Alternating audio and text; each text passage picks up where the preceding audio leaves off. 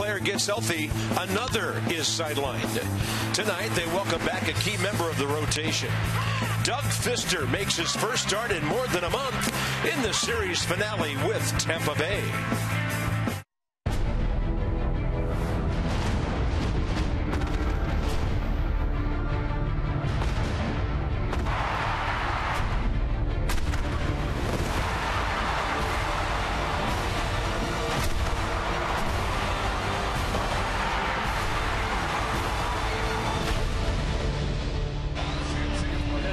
We've had some serious storms blowing through the area this afternoon, but things have cleared out.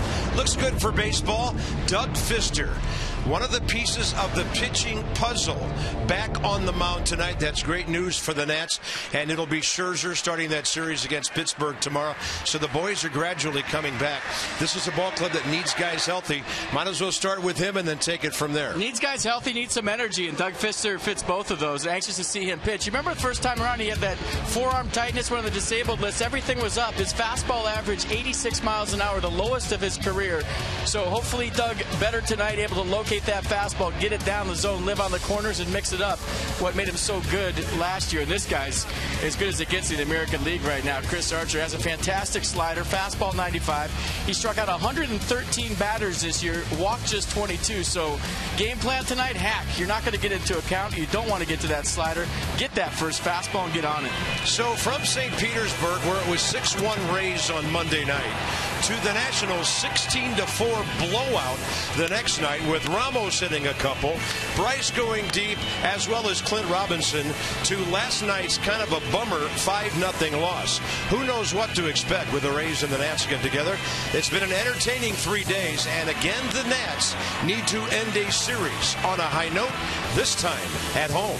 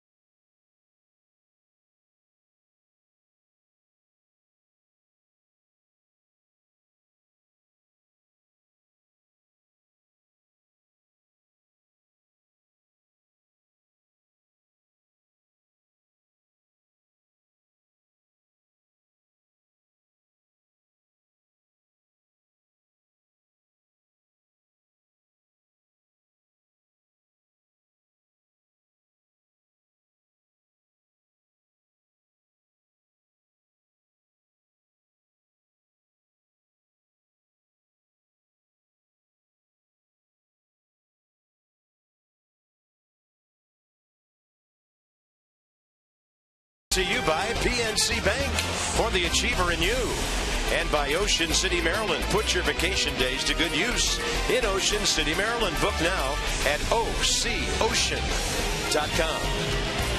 Look at the size of that team store, and a lot of folks are getting their gear ready to watch Doug Fister take on the Tampa Bay Rays tonight.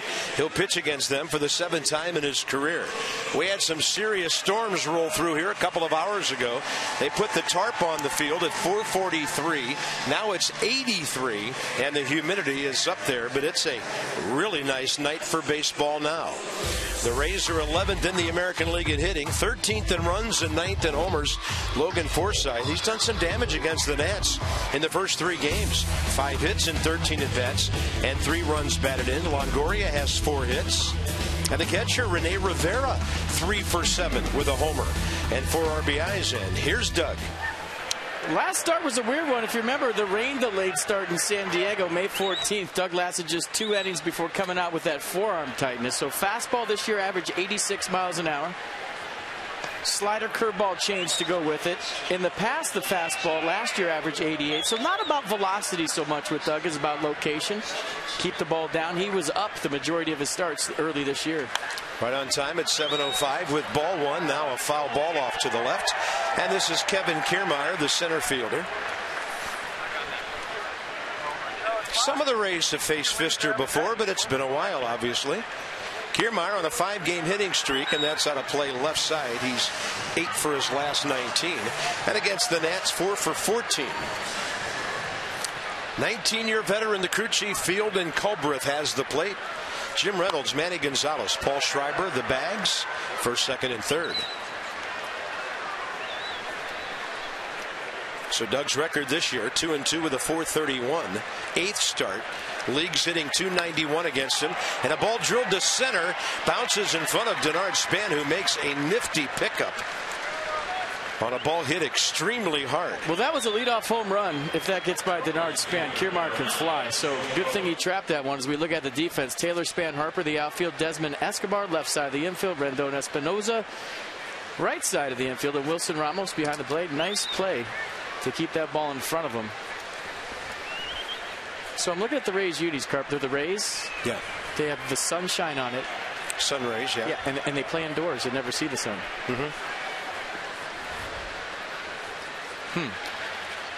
Kind of a kindler, gentler name since they dropped Devil Rays and just became the Rays.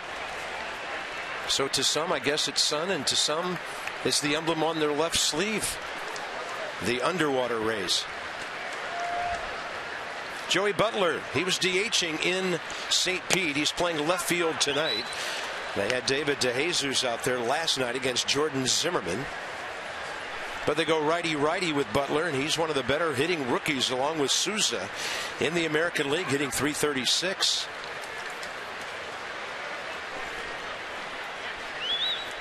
Kevin Cash, his ball club has won 5 out of 6. 13 of its last 18. There's still a game up on the Yankees. At least started the day like that in the East.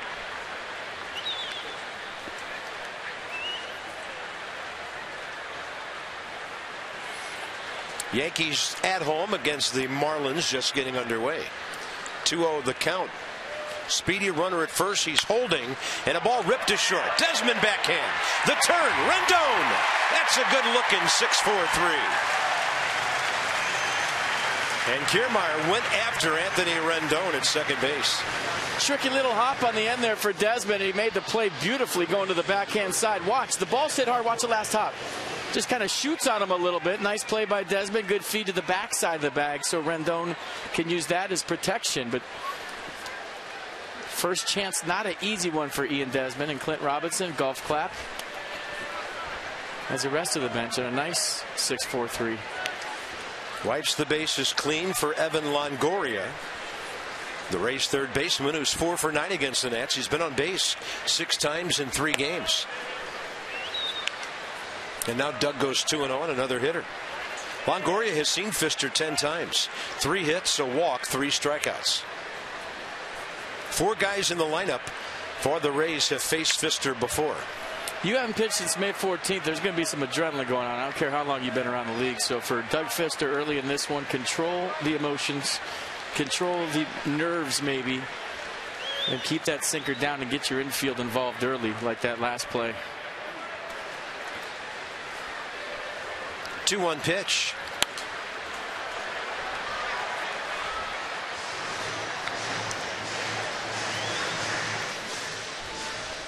It's good to see him back out there. He's been missed. As you mentioned, a guy who brings more to the mound than a lot of guys in terms of the energy, the involvement, kind of runs the show on the infield.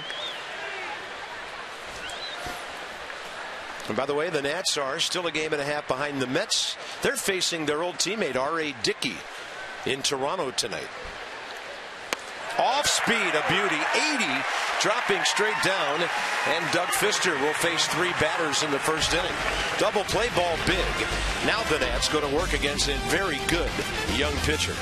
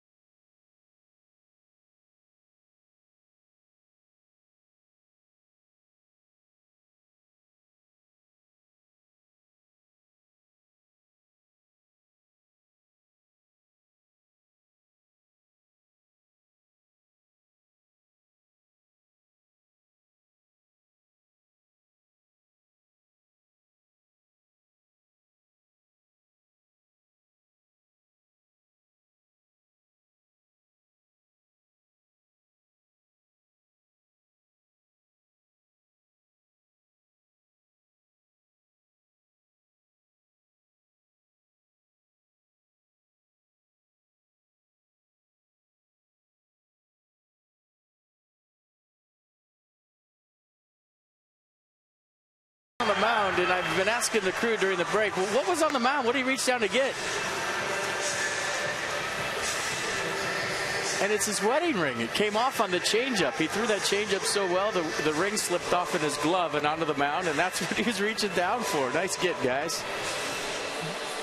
Well, they don't miss anything, especially guys with ponchos on. Is that a little symbolic that we saw a ring? We'll see in a couple months. Span, Rendon, Escobar in front of Bryce Harper. Back in the cleanup spot tonight. Bryce 4 for 12, a homer, couple of walks in this series, and continues to be near the top of all the hitter rankings. The Nats have a tough assignment tonight. 26-year-old Chris Archer, talented young man from North Carolina.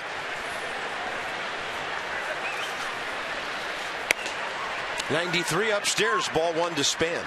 The above average slider at 88, that's probably his best pitch, but his fastball go 95, 97. 113 strikeouts versus just 21 walks.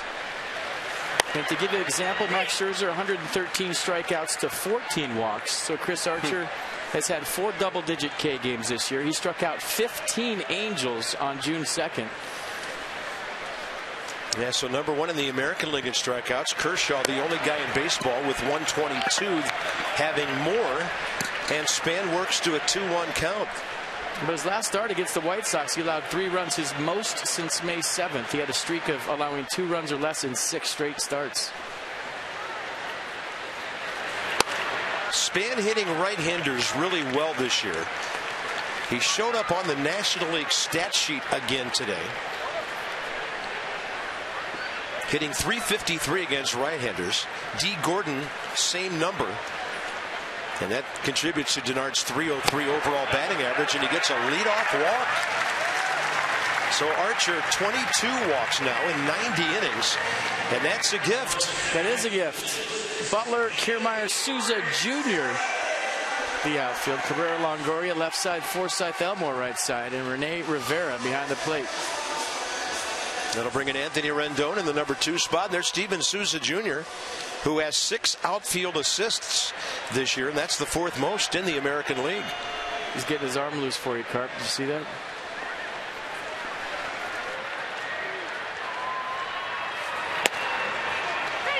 In there to Rendon, 4 for 14, couple of RBIs and a walk against the Rays. He had a 7-game hitting streak stop last night. But he's still 9 for his last 30 with 7 walks over 8 games. Span jumps out to a lead. A lot of room over there for Rendon. Late breaker. And they appealed what appeared to be not even close to a swing. Well, that's the slider for Archer. It goes more straight down than across. Watch the break on it, how late it is. So a little tilt to it from right to left, but more 12-6 or 12-7 on the clock. Rendon takes that one. It's a called strike. 1-2. Yeah, so many digital clocks right now. Before I said that, I had to look at my watch. 12-7. I forgot where the numbers were.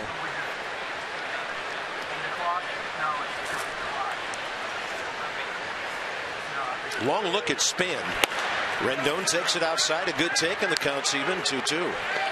Nats start tonight. Second in the league in runs, 9th in batting average.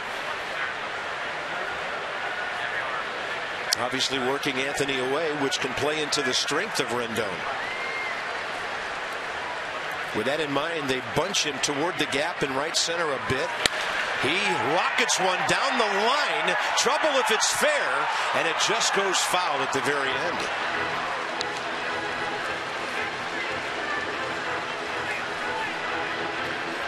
Yeah, when you watch video on Archer, he primarily stays away. He'll come in every now and then to right-handers, but he's more comfortable staying on the outer half, a lot like we saw with Max Scherzer in his last start against the Brewers, where he throws the fastball away to right-handers and then expands with the slider off of that fastball.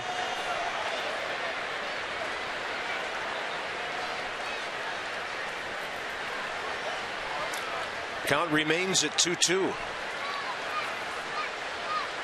Span off and running, swing and a miss, and the throw right in there, and he is called out.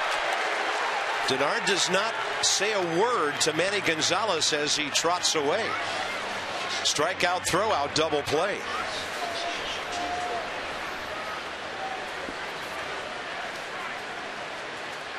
Oh, look at the jump first from Denard Span. Not a bad jump, and as soon as he looks in and realizes it's strike three, he knows he had to go. And did his foot get in there before the tag? Can't really tell there, but it looks like it might have. Let's see. Does this show it?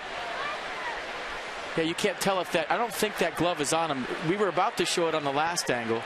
The glove was more between the legs than on his leg, but I think they're going to challenge it. And they should. This should show you right here. Watch. I don't think the tag was ever applied. And is that enough to overturn it? We'll see. Matt Williams going for the challenge here in the top or the bottom of the first.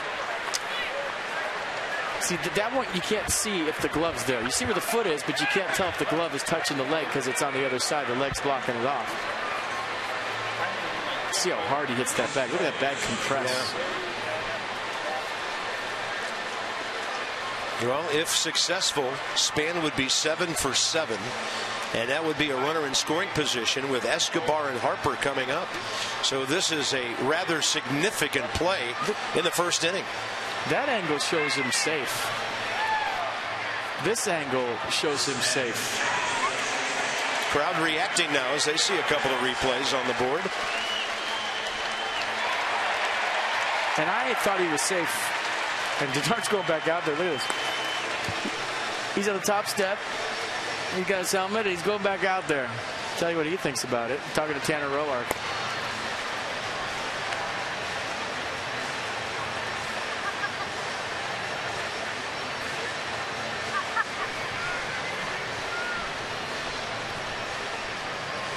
Yeah, there you go. Foot on the bag, and now the tag is hitting his high ankle or his shin area.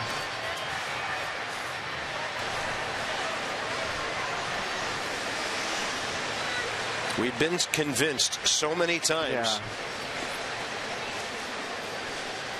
Yeah. And then it seems like the longer it takes, and then obviously the call was out, so it has to be indisputable for New York to overturn.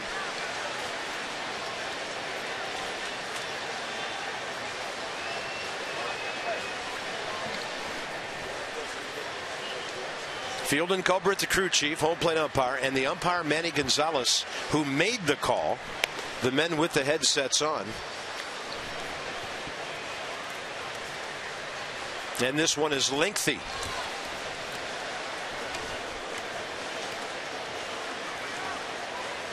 Let me know, Carp, when you make a decision, would you? Well, Manny Gonzalez ready to remove his headset. All right, here we go. Here comes Field and Culbreth. He will Survey make the says. sign. Runner safe. Span is 7 for 7, and he's at second base with 1 out. The Nats win the challenge, meaning they have another for later. He's stealing second again. That's 2 stolen bases right there.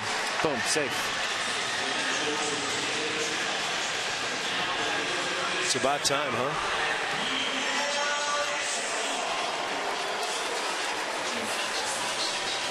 Almost 2.5 minutes for that.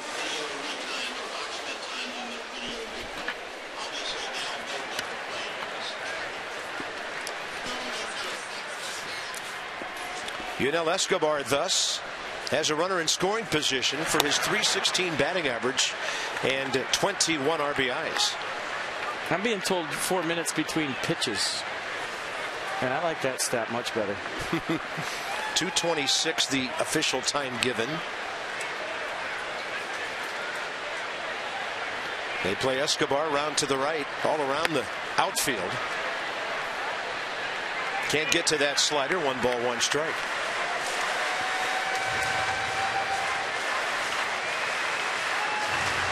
Well, you have the elite pitchers. You get them early. Don't let them settle in. This is a big first inning for the Nationals, especially after coming off last night and getting shut out. You get on the board in the first against a guy like Chris Archer, you're doing something right.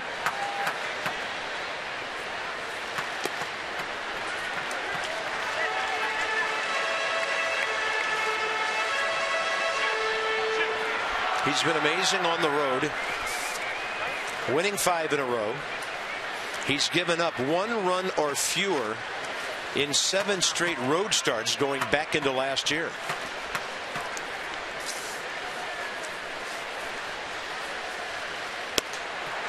That's a pitch away at 90 unreachable. 2 balls, 2 strikes.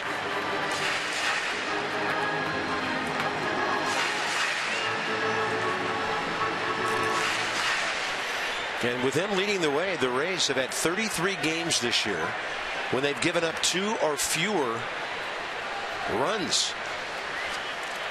Pitching staff statistically second best to Kansas City in the AL. Escobar taking the fastball away.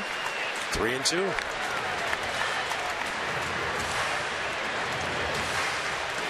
Big pitch. You know, Escobar gets on right here. You have to pitch to Bryce Harper.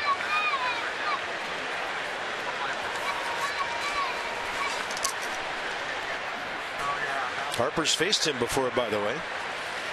And Escobar will bounce it foul in his first career plate appearance against Chris Archer, who has a big league record of 27 and 23, making his 74th career start. Made his big league debut here June 20th of 12 and was outdueled by Steven Strasburg, even though he pitched well. 1 earned run, 3 runs total in 6 innings on 3 hits.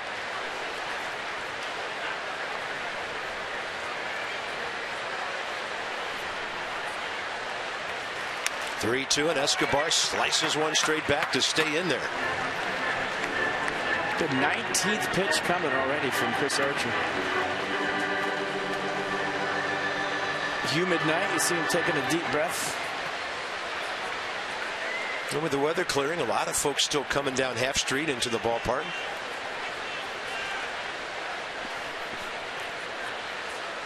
Trying to give Doug Fister an early lead here.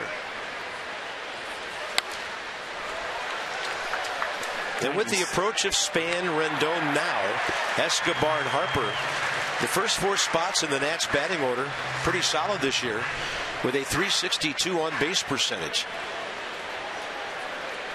Mercedes-Benz tracks the at bat, not a single pitch where Escobar could pull it tonight. Breaking ball up, and he goes the other way. Bryce Harper will bat with runners at first and third. Great at bat by Escobar, adding to his .316 batting average. And he's now hitting about .325 against right-handers.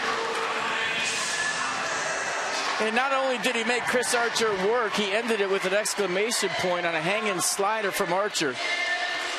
And Denard Span had the freeze on it to make sure it was through, and Logan Forsythe wouldn't catch it in the air and double him off. So now first and third for Bryce Harper.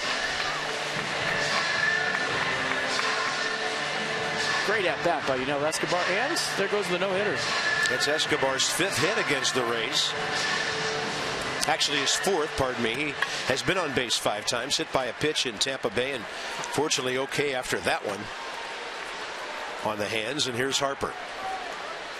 1 for 2 with a walk in that game Archer pitched here when they were both rookies.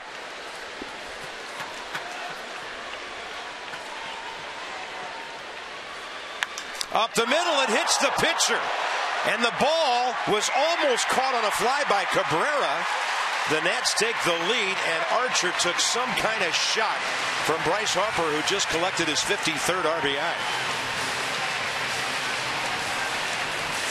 Oh, see this one again. That ball was ripped by Bryce Harper, and they got Chris Archer in the stretch early. Crowd, you just heard them ooh when they saw the replay. And that did hit the ground, so that was a base hit already. It was a one-hopper, but watch where it gets Chris Archer. Right in the left ankle. Wow. So Bryce Harper with an RBI single. Nats up 1-0, and when they score in the first inning, folks, they're 16-4. And look at Archer in the Exmo. That's what we used to call Charlie Brown in somebody. Remember in line drives, used to go back up the box against Charlie Brown, and he'd be flat on his back after turning over 3 or 4 times. Yeah. Here's Ramos, and the Nats now have a chance for a big inning. Leadoff walk comes back to haunt.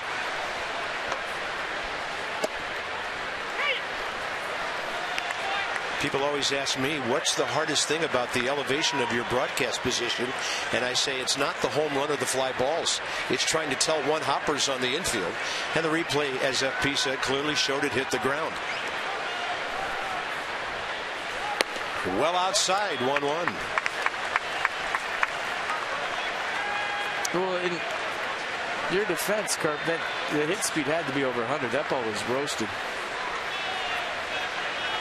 Looked like he was sitting on a first pitch slider. No reaction time for Archer at all.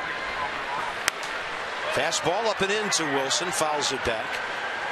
So Ramos, he got the night off last night, deservedly so, after catching a couple of games down in Florida that combined for about 6.5 hours. 108 off the bat of Bryce.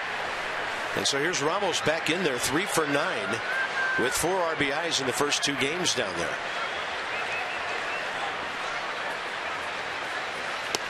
Two and two.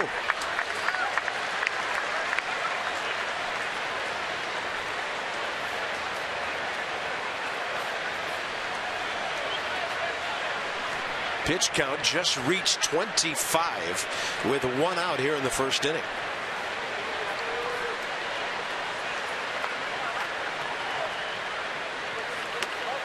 Ramos waved at it, looked like he pulled it back. Counts full.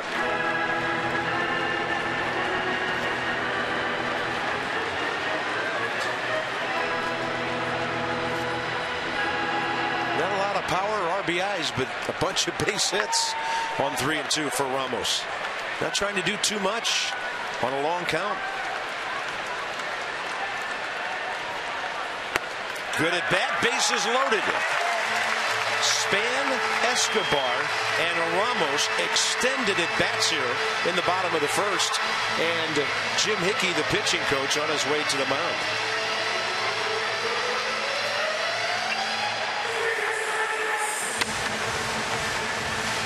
Big spot for Danny Espinosa.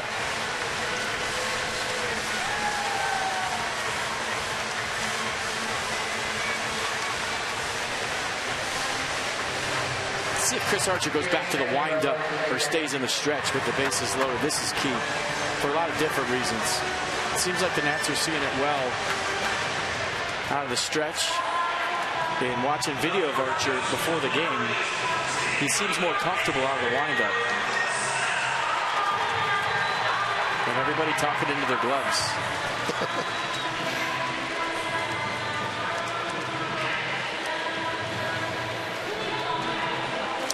The major league leaders at average hit speed per hit.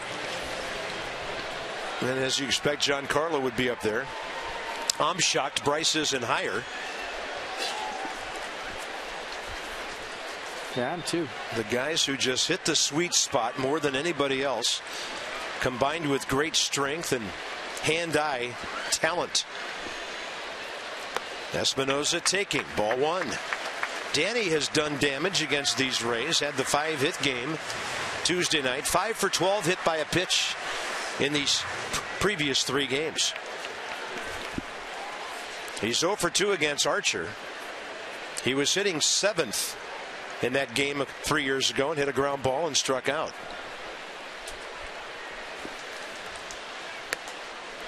Did he stop? No. Paul Schreiber had to look around the runner at third to give the signal. Maybe he had to look around the runner at third to see if it was a swing or not, too. Did he go? Looks like it. 2-0 way different than 1-1.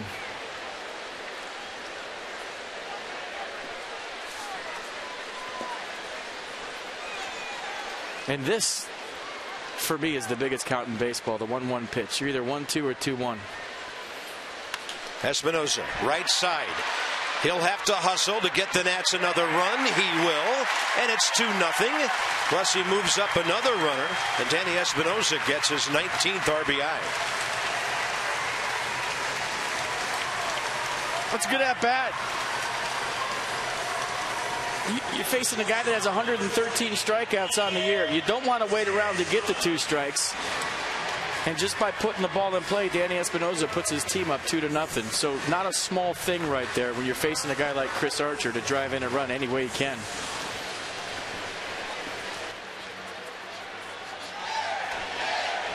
Ian Desmond now could really put an exclamation point on this first inning. He had a base hit and 2 trips against Archer in that game. That's up the middle, stabbed by the shortstop Cabrera, and he gets it to Forsythe to end it on a 6-4.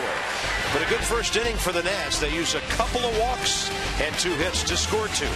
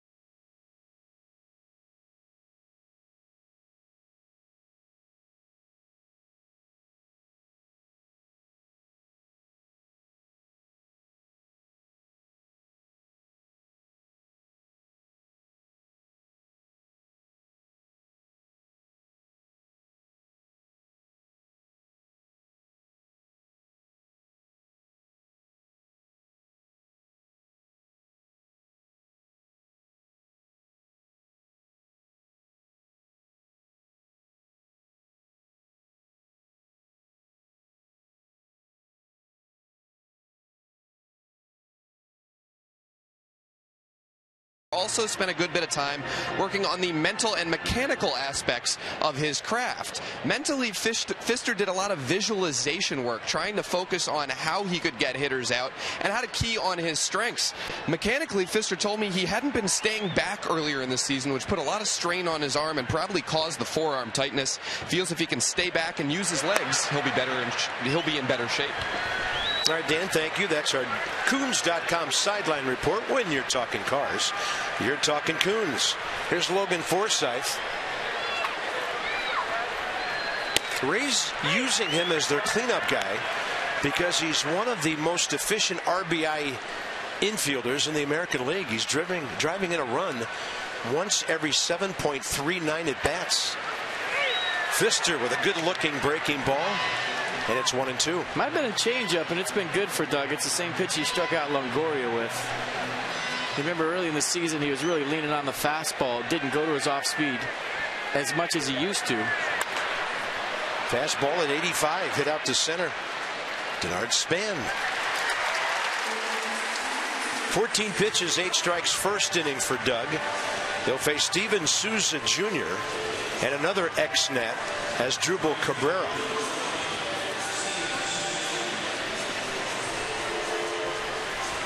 .68, .210, Doug Fister.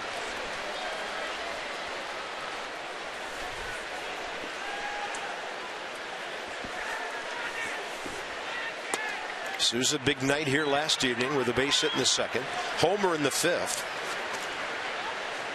and a bunt base hit in the eighth.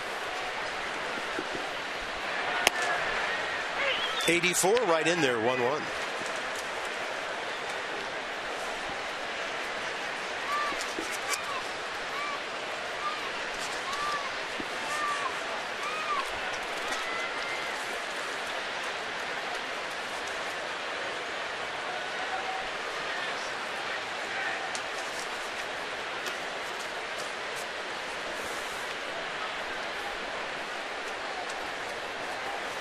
Doug's 160th big league start tonight. Career record 62 and 58. Big, strong right-handed hitter Souza. Ball down around his trademark. Broke his bat as he pulled it foul. This was interesting. They gave out the Gibby Award before the game tonight for the best play of last year, and how ironic. Souza homered off Jordan last night, but he gets the award for preserving the no-hitter last September. Interesting moment, to say the least. Awkward. Now those guys are good friends. Yeah, you can be good buddies and compete as hard as you can against the other guy. 2-2. Big breaking ball, and Souza waited for it. He stayed back, and he's having himself quite a return to Nationals Park. Second Tampa Bay hit. It'll bring in as Drupal Cabrera.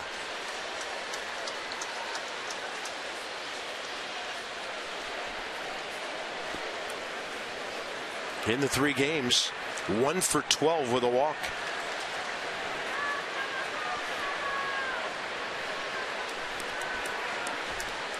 Career batting average coming into this year, 268. He's at 199.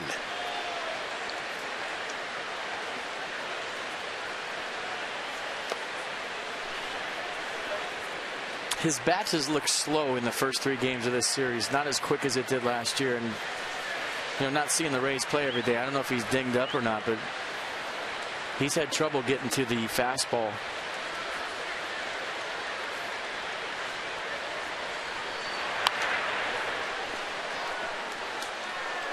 A little late on 85 right there, 1-1.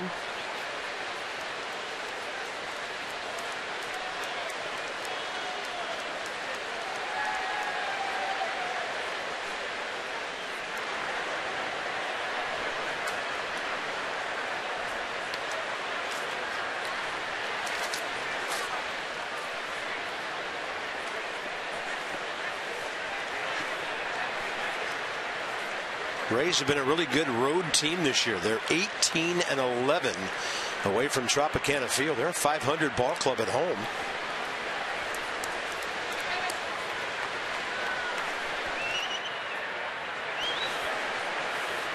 Interleague, they're 5-3. The Nationals are 6-7. Runner's got a bit of a lean going there. Time had been called. Souza took off, and evidently Cabrera requested time and got it very late from Field and Culbreth. And Doug Fister threw a 1-1 changeup, and does he throw it again? Watch how late this is. He had already started. Timeout. Wow. Showed the pitch. Souza Jr. with a fake break, or maybe he stopped when he heard time. 1-1 count. And on an off-speed pitch, it's a base hit to right. Souza knows he better stop at the bag. Bryce was already to the baseball, 2 on, 1 out with a couple of singles. That was one of those, okay, I showed him the change. He doesn't think I'm going to throw it again. There's no way he would, so let's throw him the change again. And Doug Fister doubled up on it, and as Drupal Cabrera beat him in the hole.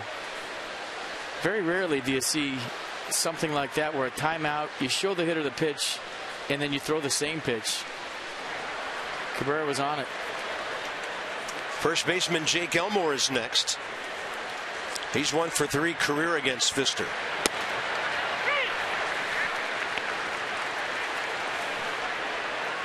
Couple of hits last night, 3 for 12 against the Nats this week.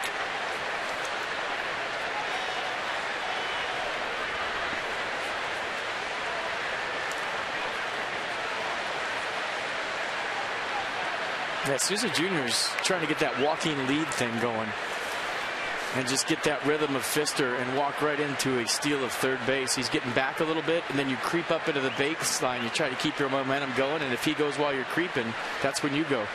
He has stolen 8 out of 12 this year, and then Doug with a ball from one side of the plate to the other, 0-2. It's a good way to steal third base for you younger players. It's so hard to go from a standstill. So Souza Jr. back, then he's just going to kind of creep up into the line and try to get that momentum going into a steal. And he had it right there, and he didn't trust it. You saw him just kind of roll his eyes after the pitch. He timed it perfect, and this is kind of a timing thing for a base runner, and I like it. Meanwhile, the count with 1 out, 0-2 to Elmore. And Doug tried to catch that inside edge. On the pitch, Rendon was moving over towards second. Nissan on the pitch track, change up, hits the dirt.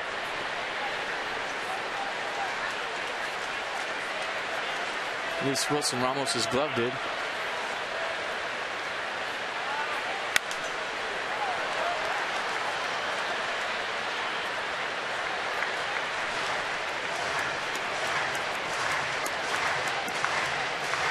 And if you are a base stealer on second base for younger players and it's 1 out and you're thinking about stealing third, get there early.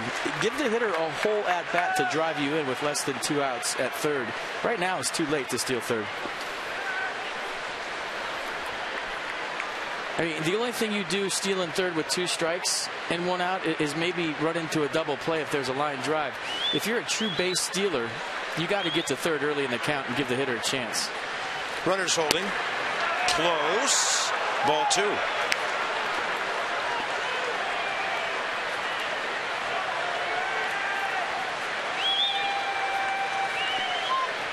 little bit outside. Pitch number 9 coming. Up and away. Well, now you can go. But you better get there. 1 out. Well, let's see if Kevin Cash at a 3-2 count starts the runners here if he thinks that Jake Elmore is going to put the ball in play.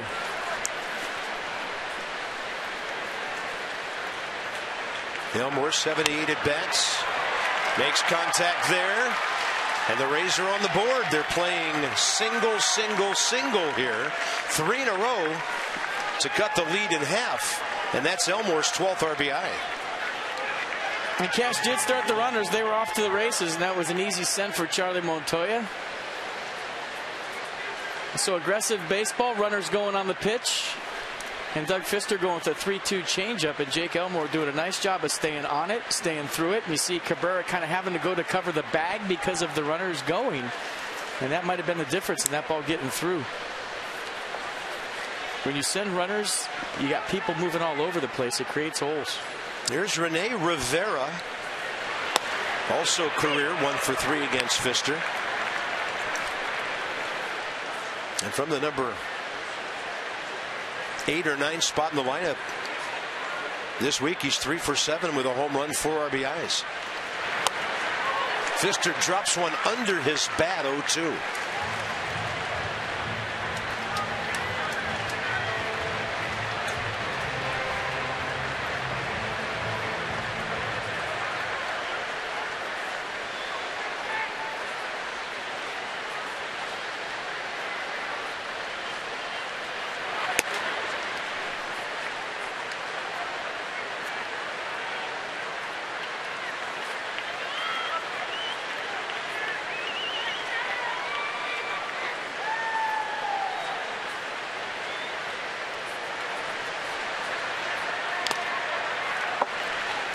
Well, a sinker from Doug Pfister is good. I mean, it's on top, out front. It's got that downward tilt that it had all of last year. It's moving into right-handers. Jake Elmore just beat a pretty good pitch. That changeup from Pfister 3-2 was down right where he wanted it. Elmore just did a good job of getting the barrel to it.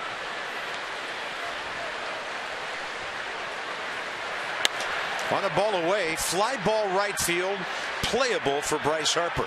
Back to the bag, Cabrera. Bryce will load up. He will hit the cutoff man. And that'll keep the other runner at first base, Elmore. So has Drupal Cabrera to third base. 2 outs. Pitcher coming up. Come see the Nats take on the Pirates. 3-game set Friday, June 19th through Sunday, June 21st. 2 of baseball's best outfielders are going to be on display here. Pittsburgh's Andrew McCutchen. You know who we're talking about for the Nats. Get great tickets. They're still available. Call 202-675-NATS or go to nationals.com. Yeah, him. Keen.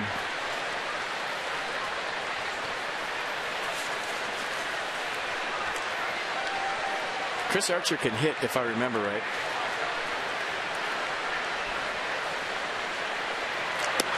Takes a wide open stance and tries to swing that front foot around.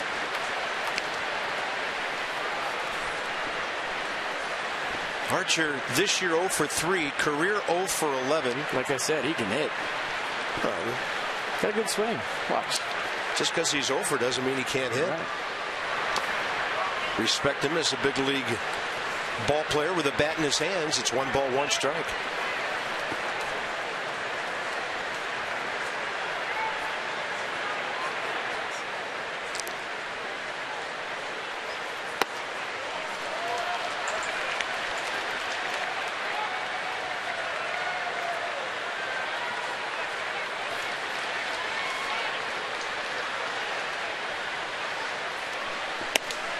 Big swing.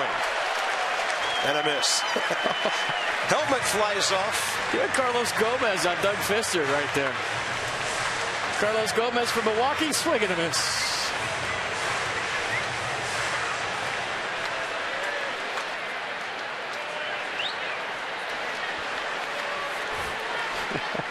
Two pitch. Got him. He just had nothing left after that swing. The Rays get a run on 3 hits. It is Ladies' Night at Nationals Park. Red and white Ladies' Night, and the Racing Presidents in good company tonight.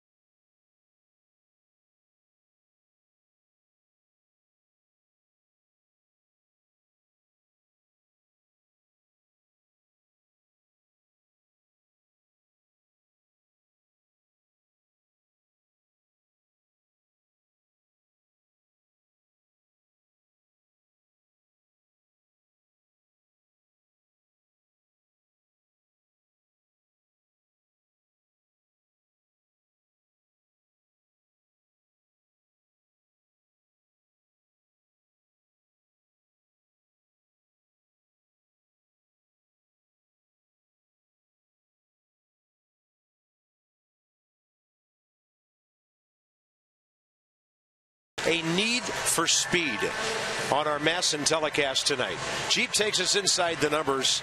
So highest hit speeds in the major leagues this season. You saw the averages earlier.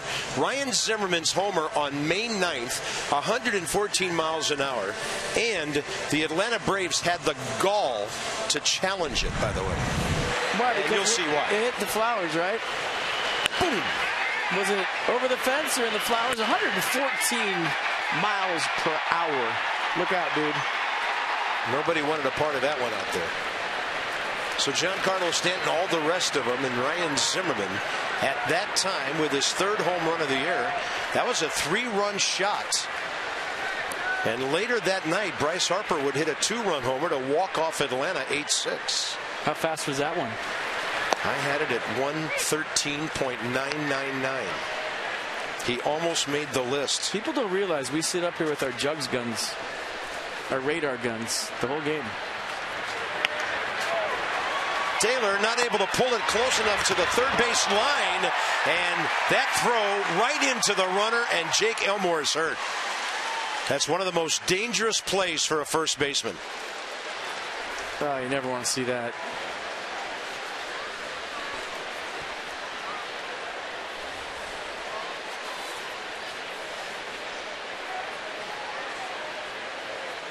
So it's shoulder. That's seriously good news. I've seen some wrists destroyed on this play. Cliff Floyd comes to mind. He was in Montreal playing against the Mets at Shea Stadium. I think Todd Hundley one day playing first base instead of catching with the Dodgers did something like this. So the fact that it's the shoulder, he's going to stay in the game, but the wrist can really get mangled on plays like this. Whew. Well, he had it in his glove for a while. Oh. And they looked at his shoulder. Are the Rays going to challenge this? That ball was in his glove for a long time. I don't know. I was watching his wrist. I didn't even see the play. I think that's why Kevin Cash is talking to Field and Colbreth. I think he's wondering if Michael Taylor was inside the line or on the baseline. That's what he's asking right now. He wanted to know where Taylor was running. Elmore's still trying to shake it off over there. And I'm wondering if his video guys are going to let him know what we just saw. Well, he just wants to know where Michael Taylor was running. Was he inside the line or was he down the line? If he was inside the line, he's out. He was in a straight line on the line. And the play is... Well, they're calling in Jim Reynolds. They're going to review it? And I think they're going to challenge this based on how long the ball was in Jake Elmore's mitt.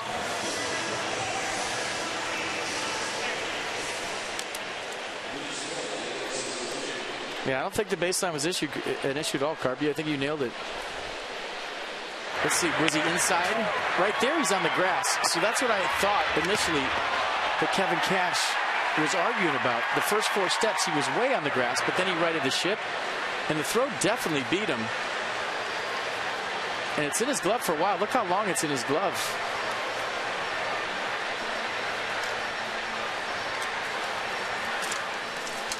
This will be interesting.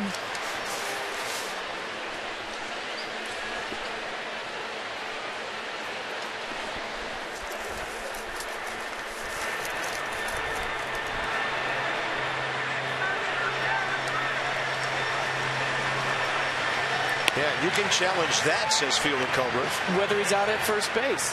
But Kevin Cash is talking about him being inside the baseline. You can't challenge that. That was great audio, guys. Fantastic. We heard the whole thing, and I hope you did at home. But you can challenge. They said you can challenge whether he was out at first or not, and that's what he's going to challenge. But is this a second challenge? No, it's their first. Matt Williams used a challenge, got it right. This is their first challenge. Oh, you're talking about the play I'm talking itself? about they just challenged the fact that the ball was in the glove, and now they're challenging something else. Interesting.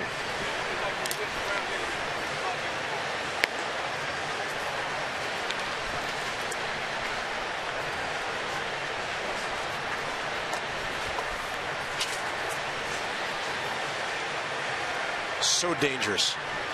Throw beat him, but he might have actually been tagged at the same time. Did you notice that? I mean, the glove is on him before he gets to the base, but the foot is on the base, so he's tagged. The foot was on the base. It all beat him. I guess it just comes down to if you think he had control of the baseball.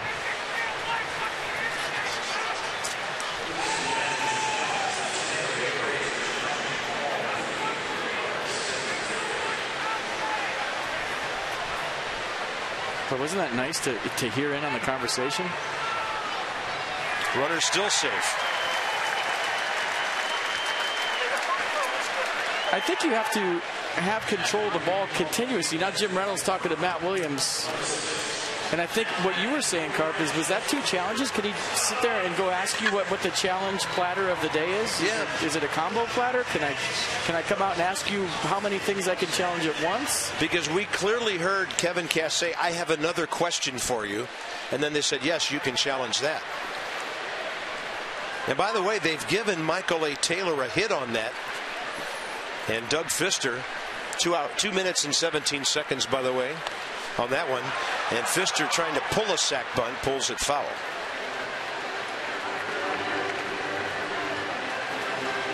So now the Rays are out of challenges.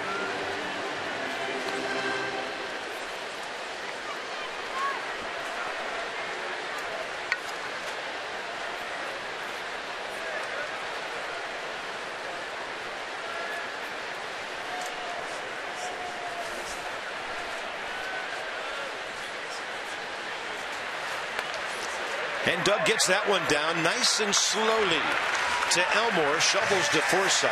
Sacrifices perfect 3-4.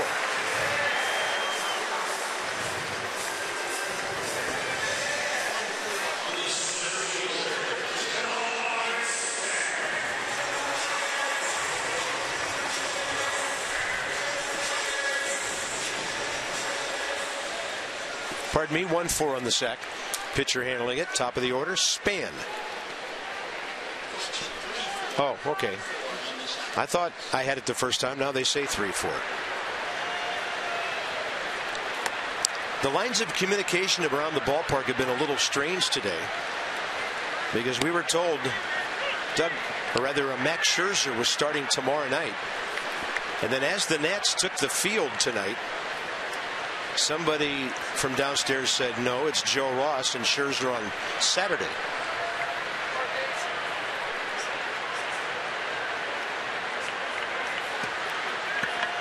So everybody getting kind of an extra day of rest.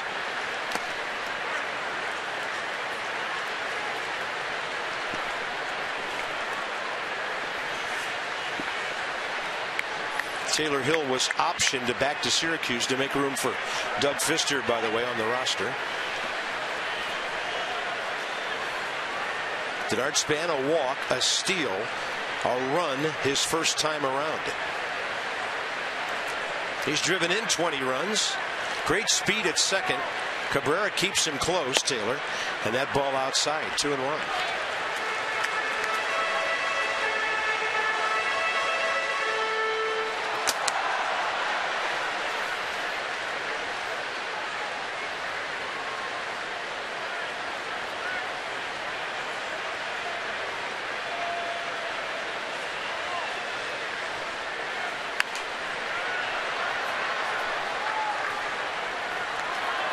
Some numbers about Denard that kind of snuck up on me. He's on a 4-game hitting streak now, and he's hit safely 9 of his last 11.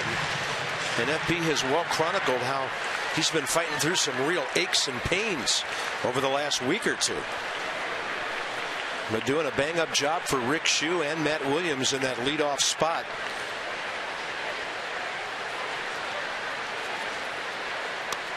And that's a great take, 3-2. Sat out the game last night. Yeah, late break on the slider. Good take.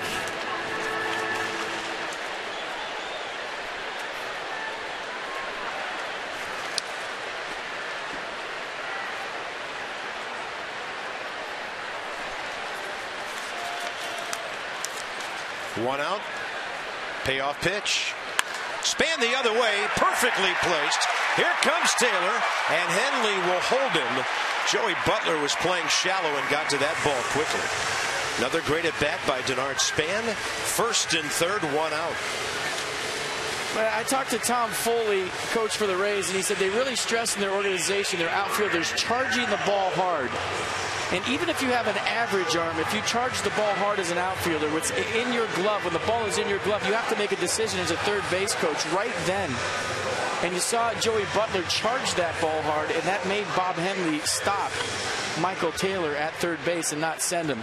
If he charges that at medium speed, Henley sends Taylor 9 times out of 10. He had to stop him there because Butler got to the ball so fast.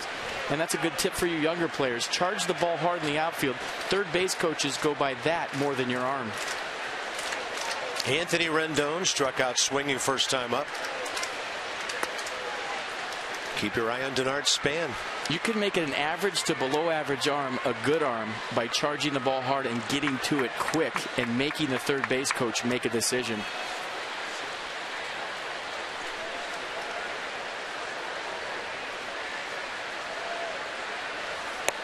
Unless you just have the worst arm in the world, then maybe you should play first. But seriously, though, there's guys like Johnny Damon. It doesn't matter how hard he charges a ball. You're going to send a guy. No offense. Or Ben Revere. It doesn't matter how hard Ben Revere charges a ball. You're going to send him. But most guys, it works. 1-1 pitch. Rendon takes it in there. Andy Van Slyke, who had some really good years between Bobby Bonilla and Barry Bonds in Pittsburgh, he told me that the key to his whole defensive career was charging the baseball. Charge it hard. Well, on the turf, you could do it like a madman. Yeah. You know, but he had a better than average arm, but he was no Dwight Evans from the outfield. 1-2 to Rendon. A check of Span, who has stolen 9 bases in a row going back to early September last year. 7 of those this year. That pitch count way up there for Chris Archer. 31 pitches first inning. And a bunch more here.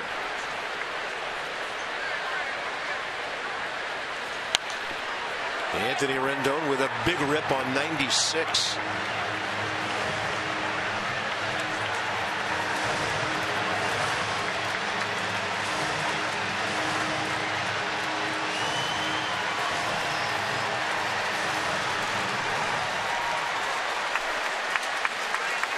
Two on that's trying to answer the Rays run here in the top of the second.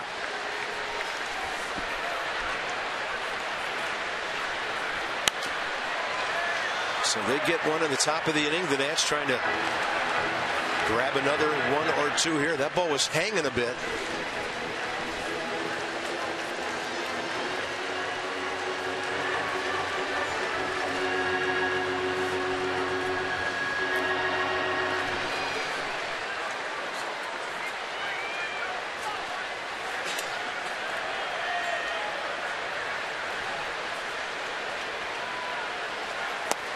Off speed, got him.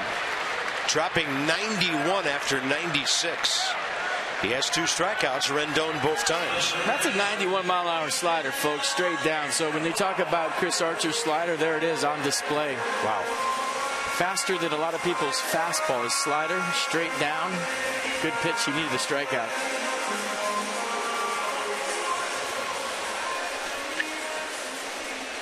Escobar with 2 outs. Great job of extending an at bat with foul balls and then singling the other way 1 inning ago.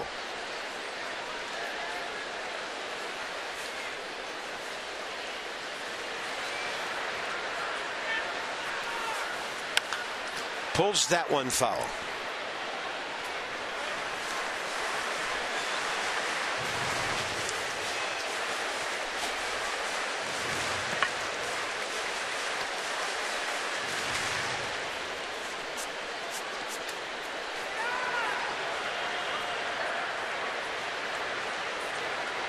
He's only faced 2 batters not on the stretch tonight. Leadoff guys in each inning.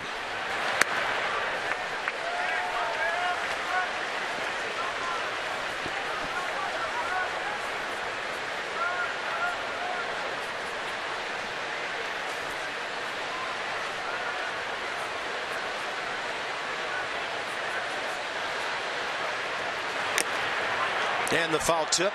Strike 2. We talk about Max Scherzer's extra all the time. You're seeing the extra right now from Chris Archer here in the second. 31 pitch first inning. But he's reaching back for 96, throwing his plus slider. A lot like Max Scherzer does when he has runners in scoring position. Look at Scherzer locked into Archer. That's a great shot. He was locked into him.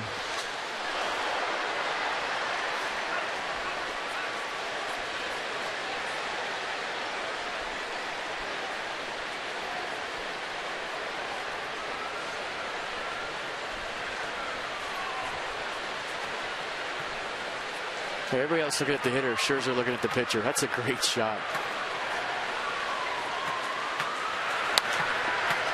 Well, here goes Escobar again.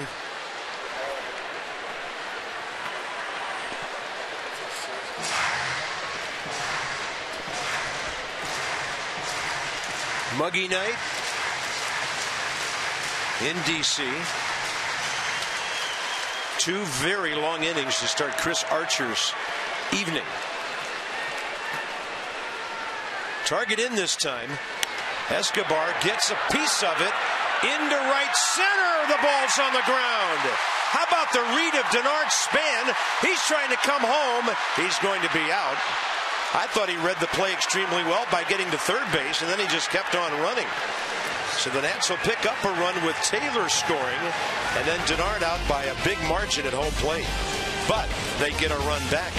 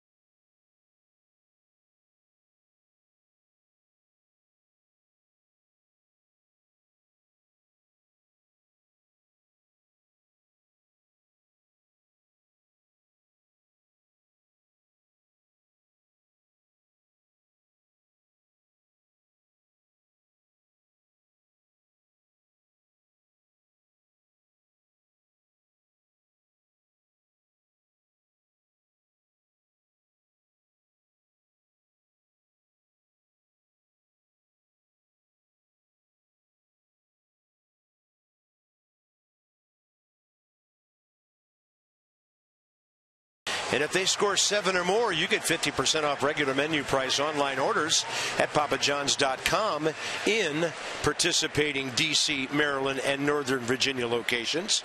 Use promo code NATS50. Better ingredients, better pizza. Papa John's, official pizza of your Washington Nationals.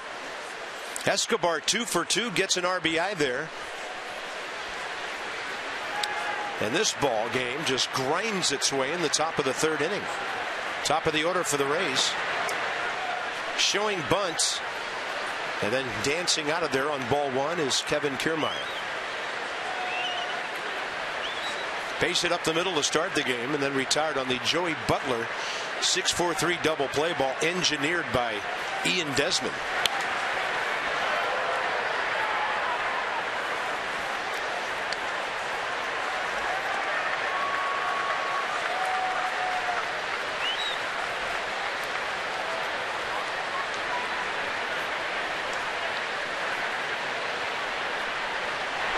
And Pfister leaves one up, hit hard right there. Denard span in center.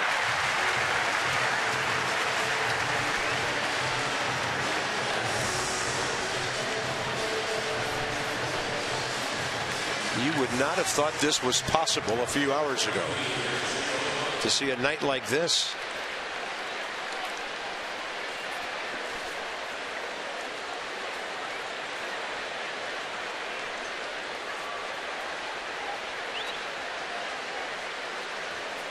Here's Joey Butler, who hit that ball hard to the right of Ian Desmond, and he turned that 6-4-3 double play ball.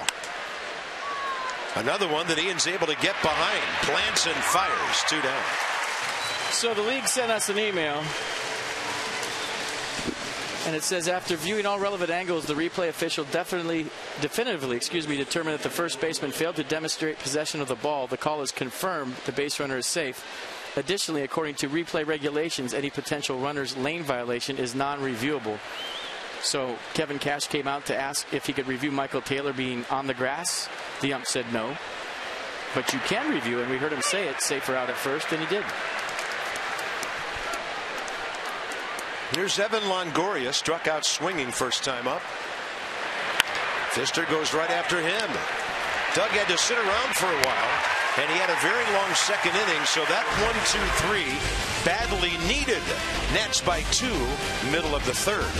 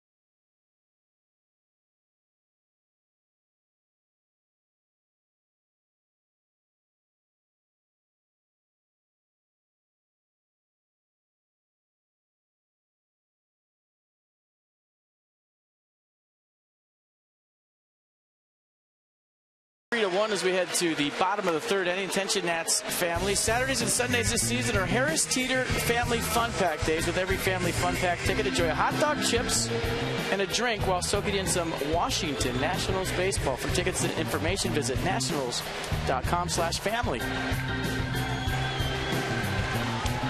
Well done, Bryce, and he will lead off here, bottom of the third. Ramos and Espinosa to follow. The Nats already 3 runs on 5 hits. There's a shift on as Jubal Cabrera, the only man left side of the infield. Bryson went right back through the box. That hit Archer hard in the foot first time up.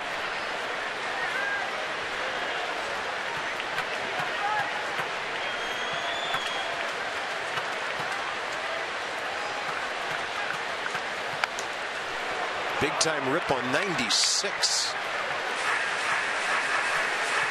See if he follows up that fastball with a slider down and in.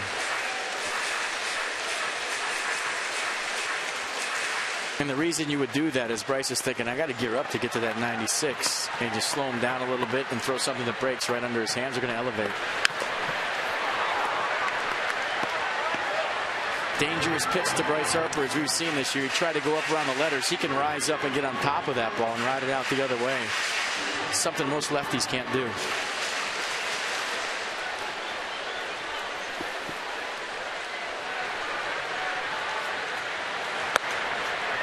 Another fastball. It's way up and away, 1-2.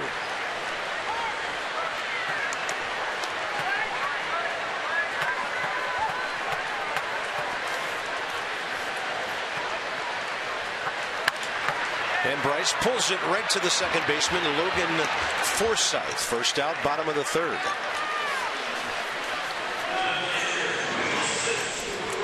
Next up, Wilson Ramos, who drew a walk that loaded the bases 2 innings ago. And for the Achiever in You, PNC Bank, with a minor league report. And congratulations to Billy Gardner Jr., last year International League Manager of the Year, and he will be managing the AAA All-Star team for the International League. Way to go, Billy. That's fantastic for the organization. There goes your All-Star break.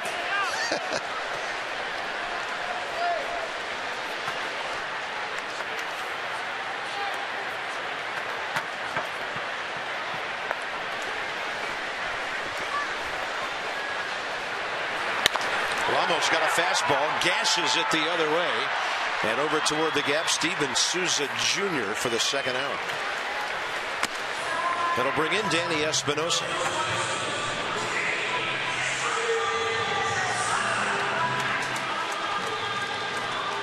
There's some dark clouds moving up to our northwest here at Nationals Park.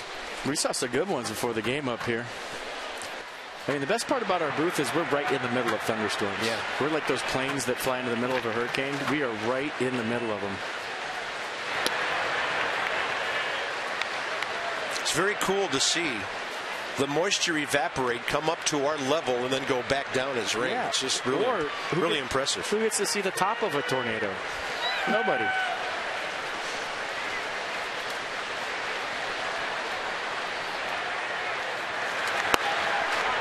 '86.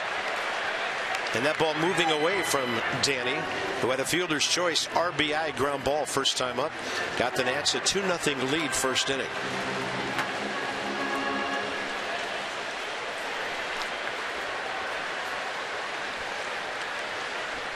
They want this ball up. And Espinosa says not high enough. He's 1 for 2 with his 6th hit against the Rays in this home-and-home get-together. Nice swing by Danny Espinosa, just staying on that fastball. Bat staying in the zone much longer from the left side this year than last year. Watch the bat path. You remember when it was more of just kind of a V in and out of the zone? Now it's through the zone, staying in there much longer, and that's why he's able to stay on pitches, stay through pitches, something he didn't do left-handed the last couple of years. Working hard with Rick Shue. His swing looks so good left-handed. Here's Ian Desmond. Swings to the first pitch for the second time tonight. Longoria on the run throws him out. The Nats have stranded 4, but they've scored 3. To the middle innings we go.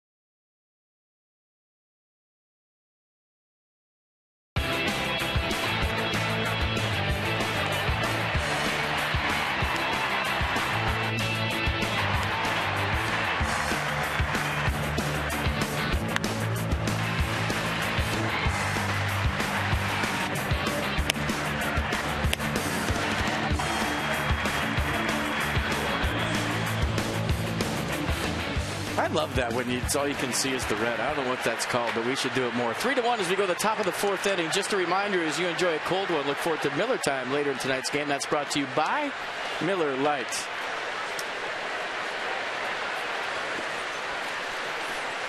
Doug Fister, 3 innings, 50 pitches, 33 strikes. Logan Forsythe led off the second with a fly ball to center.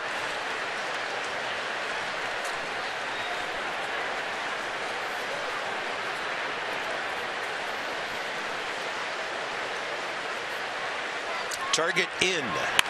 He got it in there, and that's just inside the bag. Into the deep corner, where Taylor will have to chase it to that 336 mark. And a leadoff double for Logan Forsythe.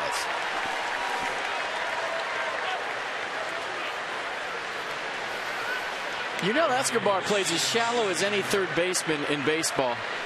And Logan Forsythe, the cleanup hitter for the Rays, leading off the 4th. You see Escobar in to take away the bunt, and the ball gets by him. So cutting down his range right there, playing shallow against Forsythe, and it's a leadoff double for the Rays. Next up, Steven Souza Jr.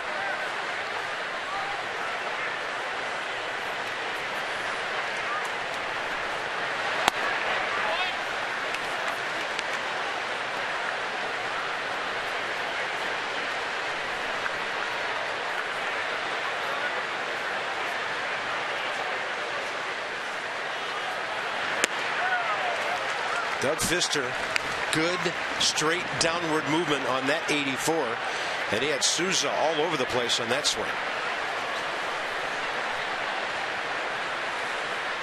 Well, that's where you got to go on Steven Souza Jr. Down and in. He's right on top of the plate. His toes are almost touching the white line. Chase him in with that sinker. Right there, same way. Perfect. Don't change a thing. Nissan will show you a nice sinker into the hands of Steven Souza Jr. And you see the pattern in the bottom right corner. Down and in, down and in, down and in. Don't even mess around. Go right back to the well. The only thing he can do if he hits that is pull it foul, if you locate it. Had a fastball, center cut, Escobar, and Danny Espinosa can't cleanly come up with the short hop throw. So, looks like E5 on Escobar, his third of the year. And the Nats have made 4 errors in these 2 games here. Yeah, just kind of goosed the throw over there. You usually don't see that from Escobar. He usually lets it rip. With the sidearm delivery through a nasty sinker to Espinosa, who's learning the position at the highest level. Tries to backhand pick that and can't come up with it. First and third, nobody out. And the hitter has Asdrubal Cabrera, who singled to right field first time. So frustrating for Ryan Zimmerman to be watching. Saw him yesterday. He had his kind of the middle arch area of his left foot taped up. He's wearing inserts in his shoes to elevate the heel. Cabrera, line drive, runners stay home. 1 out, hit right at Rendon. Next 5 ball games, and they are all right here. The Pittsburgh Pirates have won 7 straight. They're playing the White Sox again tonight. They'll be here for 3, WUSA 9 with us. Off day Monday, then the Braves for 3. So add 1 more to those 5, and you got the rest of the homestand.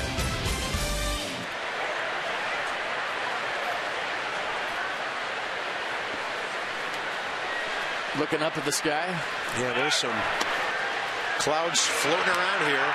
That throw, perfect by Ramos, right into the runner. He looks safe to me. And Souza pointing to the dugout, but they don't have any challenges, right? Don't have any challenges. They're done. Now Souza will mildly argue with Manny Gonzalez. But how about a good old-fashioned argument? How about, even though you don't have challenges, running out and saying he's safe? Or my idea the other day is save your challenges, come out early and argue, and say, you know what, I'm going to argue with you and save my challenges for later, but I think you missed the call, and then run back in the dugout. And it looks like he got him right there on the backside anyhow. Wilson Ramos 6 for 24 now against opposing base runners. It was ball 1 to Elmore, and now 2-0. Either Steven Souza Jr. didn't feel that tag, or he was lying right there. And I don't think he would fit. Probably didn't feel it. But you know, like in basketball, Carp, new strategy with all this replay stuff. Yeah. Early in the game, if you're a big league manager, run out and argue a call. And say, you know what, I'm saving my challenge for later. I just wanted to come out and argue. And tell you I think you missed it, and then turn around and go back. It's about to pour, by the way. I'm just wondering how Earl Weaver, Lou Piniella, guys like that would have handled all of this. Larry Boa. You know, Lloyd McClendon, who's had some serious snappage moments. Billy Martin. And a ball short center. In fact, so short, Rendon will grab it. So 3.5 innings in the scorebook tonight. The Nats on top, 3-1 here at home.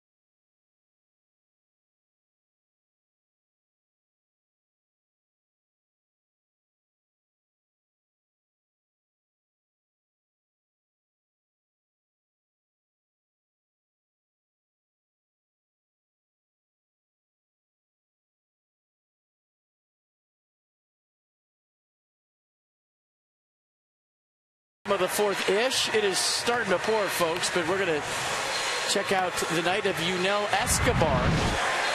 And he got it going in the first inning with a great at-bat.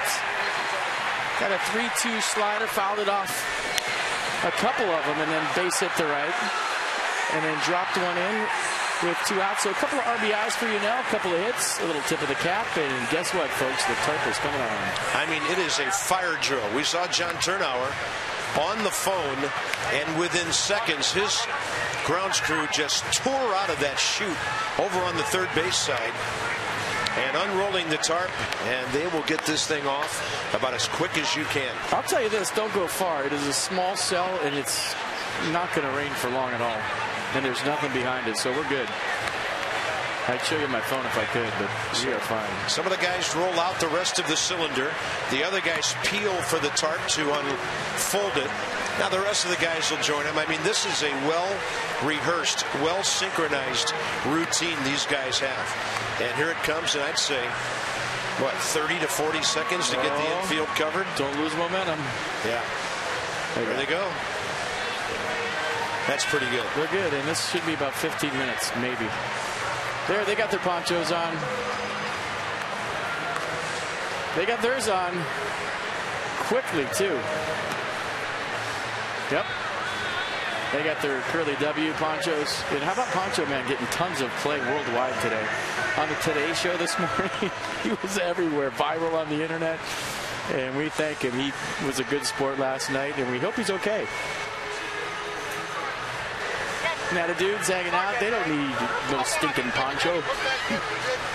Grounds crew now hanging around the edges of the tarp as if they don't expect this to be long term, but we shall find out. So to reset things for you, we're heading to the bottom of the fourth inning. Taylor, Fister span the scheduled hitters. Nats on top 3-1. Rain pouring down, and maybe here we go again. Who's tonight's Poncho Man?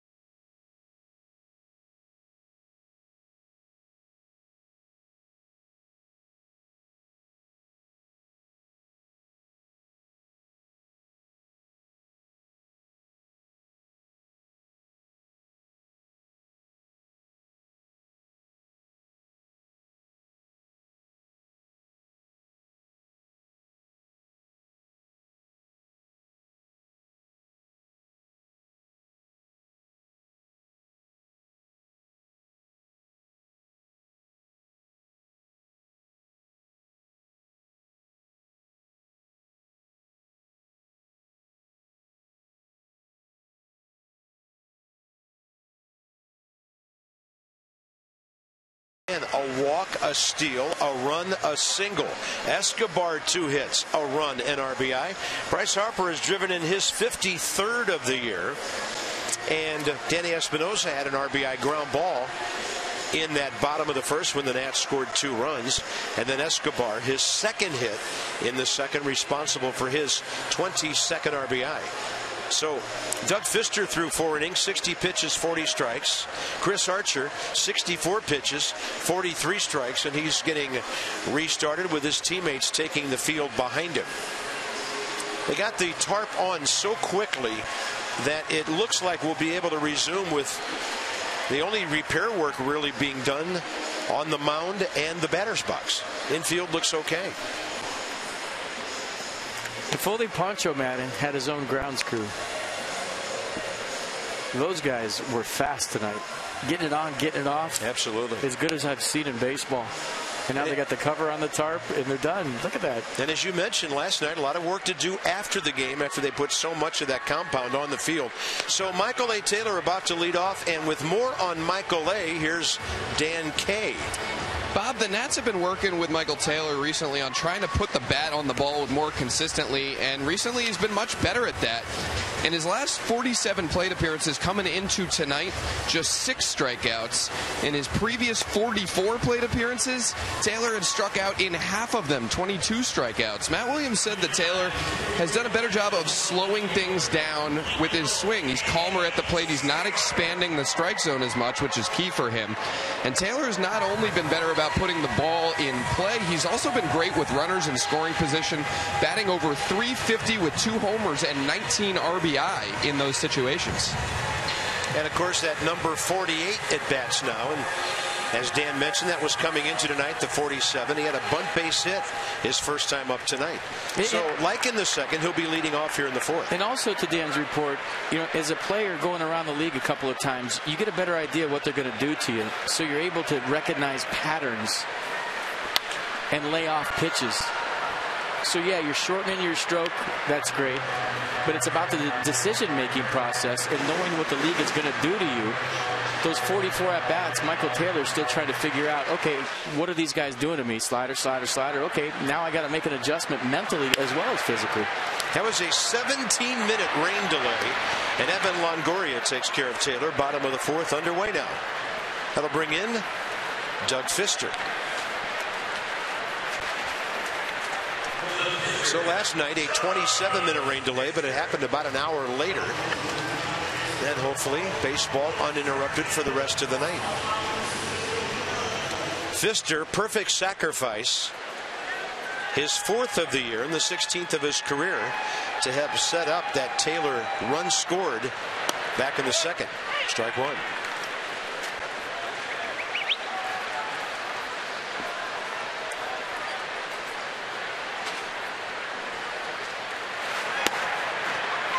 That's right to the outside edge. Just to update you, Chris Archer, 64 pitches, 43 strikes coming into this 4th inning. So the Nats have had him busy all night long, and he's still not going to get a 1-2-3 inning as Doug Fister checks in with his 4th base hit of the year. You see everything away, everything fastballs. The first fastball was in, so strike 1 was in, and you could tell by the way Doug Fister was taking those that he was on time. It was only a matter of him getting another fastball. He got it, knew what to do with it, and Doug Fister can hit. Here's Denard Span. Dan, you better take that pulled over again with the best hitting pitcher. Yeah, Scherzer has 7 hits, but Fister's missed some time. And George Zimmerman has 4. Bottom line is the guys are contributing with the bats while they're pitching. Little pop fly off the bat of Span, caught by Longoria, 2 outs. American Standard, who's hot, who's not? Celebrate this season with American Standard All-Star Sales Event. Visit MidAtlanticComfort.com for amazing rebate and financing opportunities. Okay. Strikeout leaders, there they are, folks. Those are the guys you have a sore hamstring every time they pitch and you take the day off. Max Scherzer, by the way, 1 start fewer than the first 2, Kershaw and Archer. He'll get caught up. Back's a little tight, Skipper. Need a day. Breaking ball for a strike, Anthony Rendon. The only man Archer has struck out.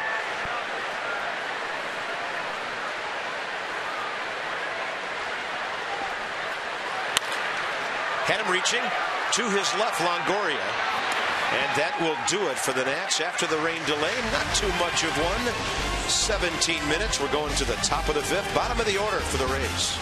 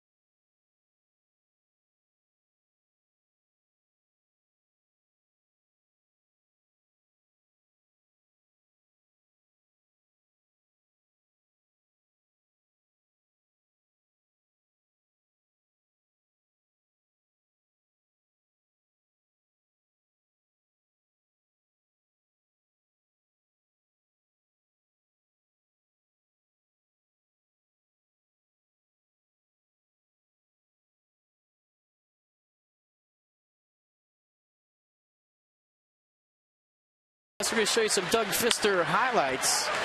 So anytime the defense is involved in the infield, some ground balls, that's a good thing. A little 6-4-3 for Joey Butler in the first, and some strikeouts. Chris Archer looking there in the second.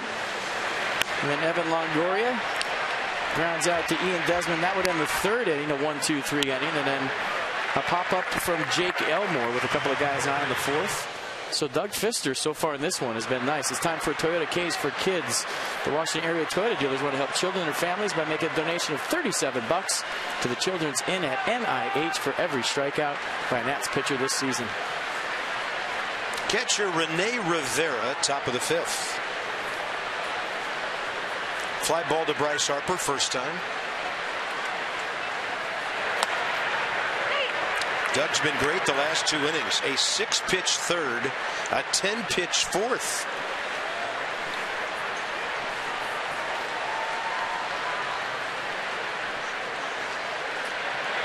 Interesting to see how that rain delay affects Doug Fister in the sense that if you have forearm tightness, you want to stay hot, right?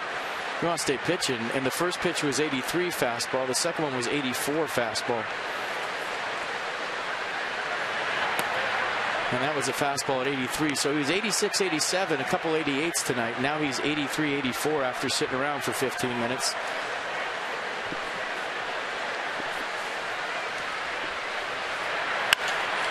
To third, Escobar to his left.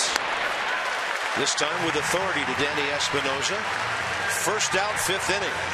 Join us for College Rivalry Day, Wednesday, June 24th, celebrating the competition between Virginia and Virginia Tech. With a special ticket purchase, you can receive a Virginia or Virginia Tech themed tailgate chair while supplies last. For special details and special ticket information, visit National Rivalries rivalday.com. Wahoo wah right there. Right in there to Archer. Struck out looking first time after trying to hit the Capitol on the previous swing.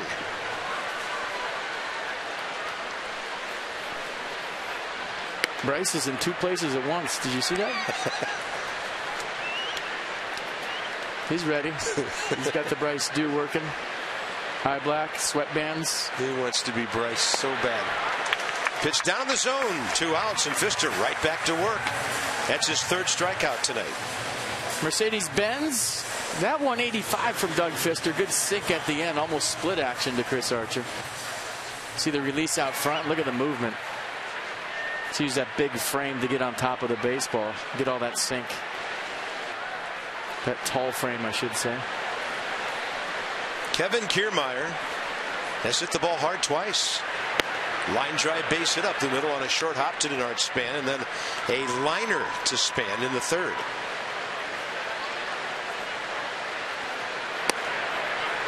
Pfister drops it in at 77.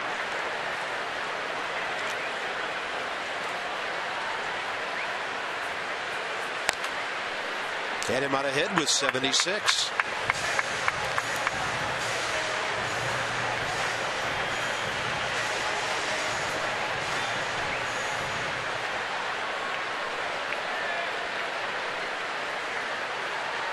Four shakes.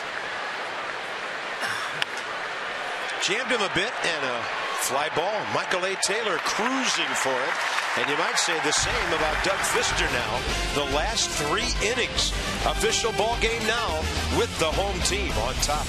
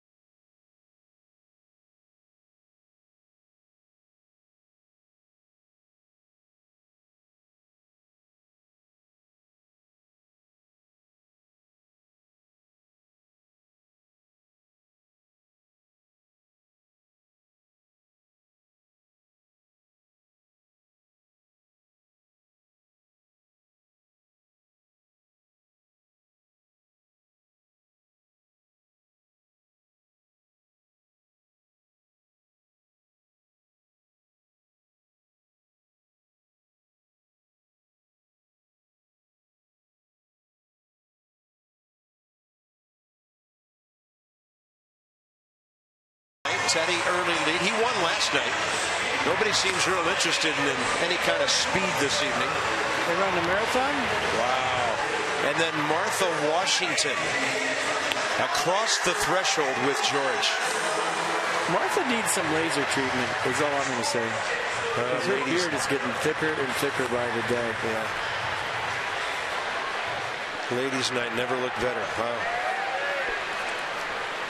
Escobar, 2 for 2, bottom of the 5th.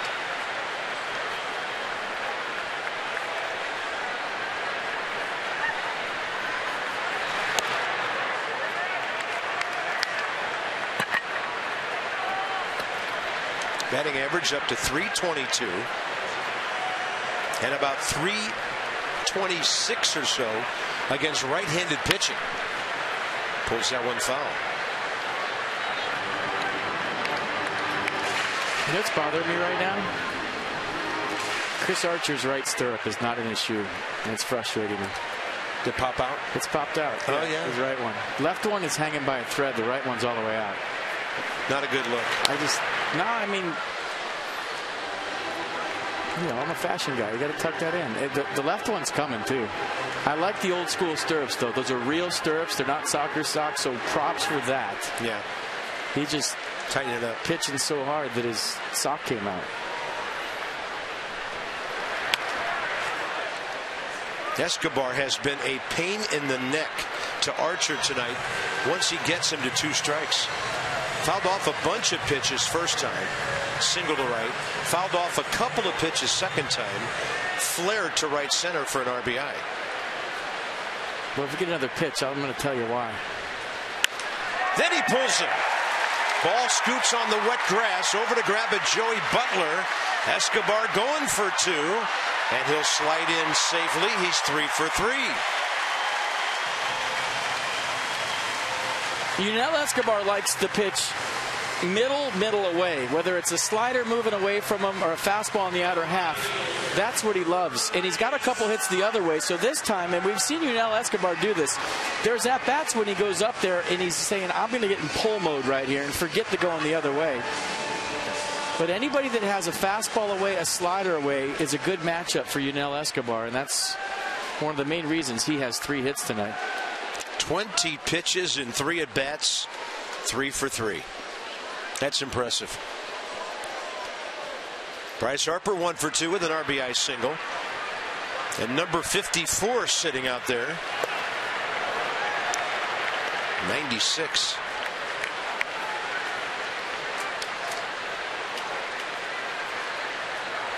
Trying to hit the ball to the right side, but you think early in the count he's trying to drive the ball to the right side.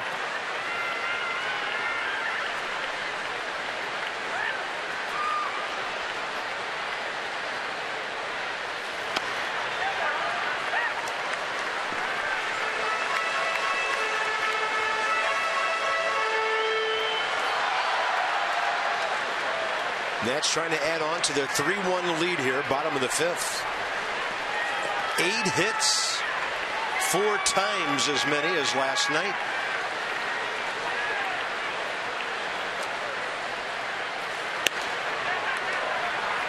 And this is the battle you have as a left-handed hitter with a runner on second, nobody out, trying to pull the ball to the right side. And Chris Archer doing everything he can to make Bryce Harper hit the ball the other way. Fastballs away, change-ups away.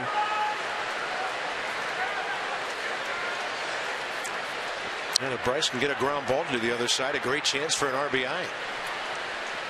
2-1. That was to the inner half.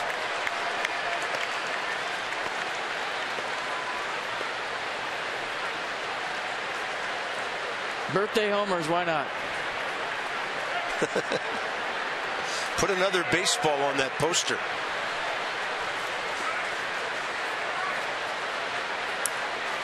Boy, the Mets are getting hammered tonight, 7-0 at Toronto. 2-2. Harper swings through it, 1 out. Tap was nasty. 3rd strikeout by Archer. Maybe the best slider of the night for Chris Archer to the Nats' best hitter. And that thing went straight down. And it was 92 miles an hour, folks. This is a 92-mile-an-hour slider from Chris Archer. Fastball 96 to Bryce. Slider 92. And that was filthy. I mean, you just don't hear of that. No. Ramos 0 for 1. Hard liner to right center last time, caught by Souza. A walk in the 1st.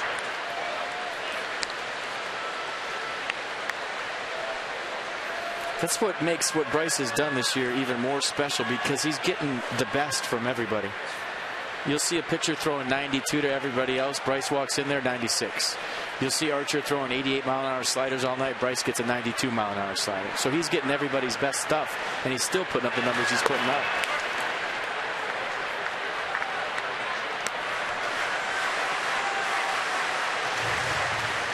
I think he knows, like we just saw, that was one of the best sliders we've seen this year. Yeah, he's thinking East Division, stay in the American League, kid. He's probably thinking I should have hit it into the Navy Yard. Well, 2-0 to Ramos here, and he did not get a fastball on 2-0. Into the 9 o'clock hour at Nationals Park, Washington, D.C. BCFP DK sitting through a little bit of rain here. Just a 17-minute delay a little while ago, and now at the bottom of the 5th in what's an official ball game. 3-1 Nats. Ramos a tapper. Heading over to 3rd, Escobar on the 2nd out.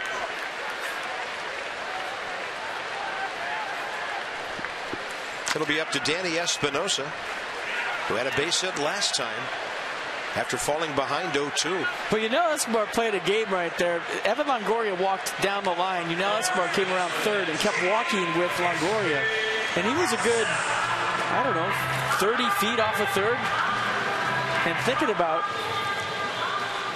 going home, probably wasn't going to do it, but he definitely got the attention of the Rays on defense. A little smile over there from Yunel. Having fun playing the game. We love to see that. Espinosa, RBI grounder. Base hit over shortstop last time. And they're going to shift on him too. Even though his last base hit was slightly opposite field.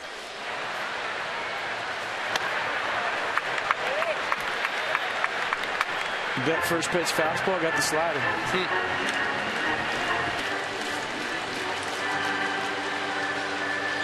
Long way to go in this game. That's a big run at third with 2 outs here, 5th inning.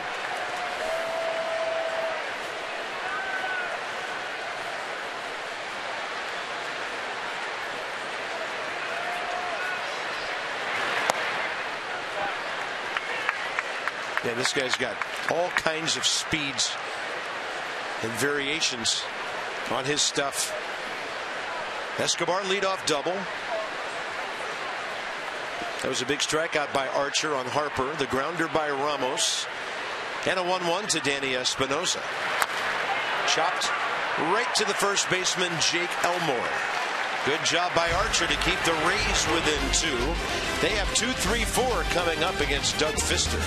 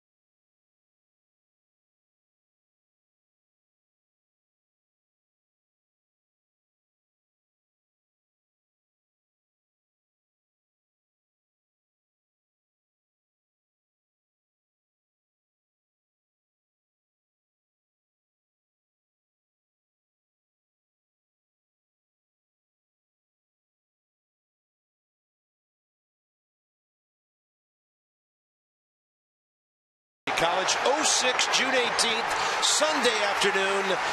Ryan Zimmerman walks off. Chin Ming Wong of the Yankees. Mariano Rivera was not available for the 9th inning in that game. The Nats would win it, and they took 2 out of 3 against New York. Matty Lecroy jumping around there. There he is. 9 years later, bullpen coach. One of the great characters in this organization, Matt Lecroy. And he knows baseball, too, as good as anybody. He does. He did a great job up at Harrisburg. That ball's well hit. That ball is out of here to start the 6th inning. Joey Butler, the rookie who DHs a lot for the Rays, showing oppo pop into the bullpen.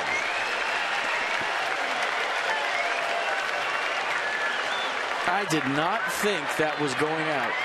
I thought that was a routine fly ball to right. There's no wind tonight at all. That ball just carried. He let it get deep and got a curve ball up and knew what to do with it. And he hit it right almost to Matt Lecroy. He said, "Is that gone?" He was looking at the fly ball like we were. He didn't even know I didn't. That fooled me. Joey Butler, 5th of the year. Well, that changes a few things now. It's 3-2. Longoria, Forsythe, and Souza. The next 3 Rays here in the 6th.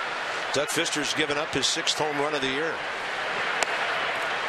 Might be getting tired as you're seeing the fastball velocity decrease, and that's going to get some action up in the Nats bullpen, that home run, and maybe looking at the scoreboard too.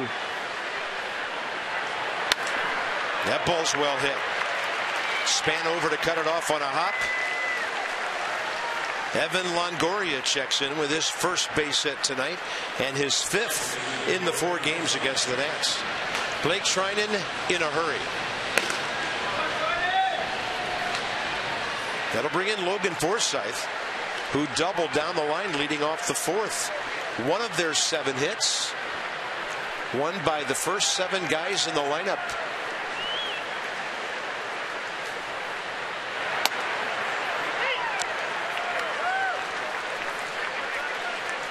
So Forsythe has been good against the Nats. 6 for 15, 3 RBIs this week.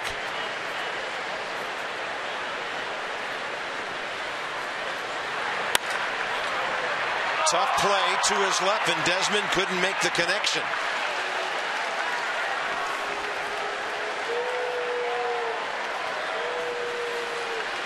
That will be an interesting decision for the scorer. And he says E6. Ian Desmond's 16th of the year.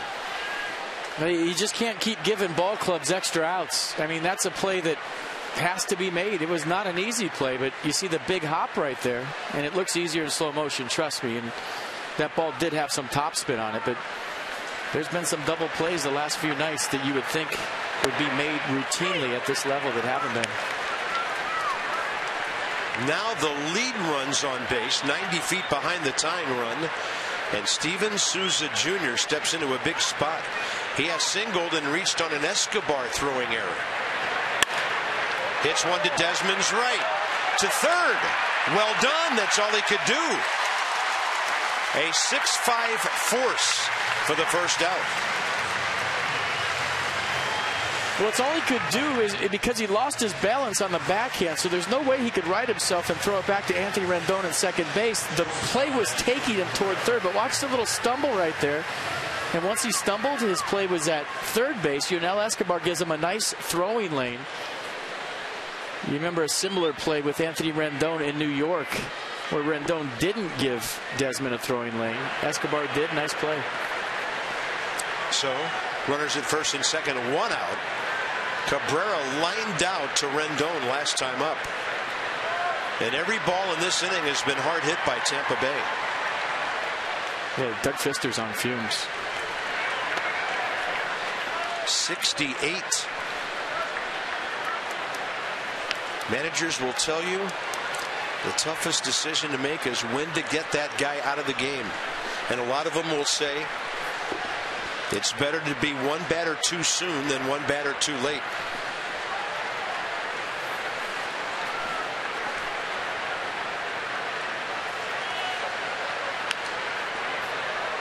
And he's pulling everything out of the bag. First pitch curveball, second pitch changeup. Now this is a guy that hasn't pitched at this level since May 14th. So you can do your rehab starts, but everything moves faster up here. The effort's greater. The adrenaline's flowing. It's a different ball game for obvious reasons.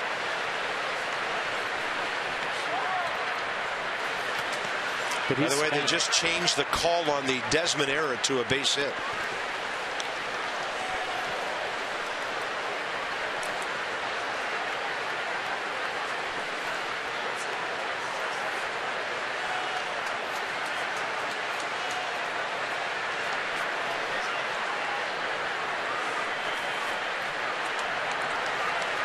One pitch.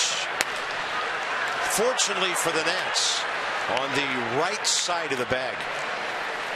He is trying to figure it out here on pitch number 87. And when I say figure it out, look at the sweat. He hasn't done this in a while. He's absolutely gassed. And that's not a knock. He just hasn't pitched at this level in over a month. Sure. Can't simulate this. Right. 2-2. With 1 out and a base hit.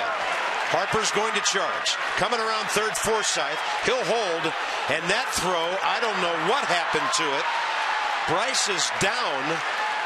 And the ball was way offline and went right into the Rays dugout. Oh, no. And Bryce is gripping the back of his left knee, the bottom part of that quad. Something had to go wrong horribly for a throw to be offline like that.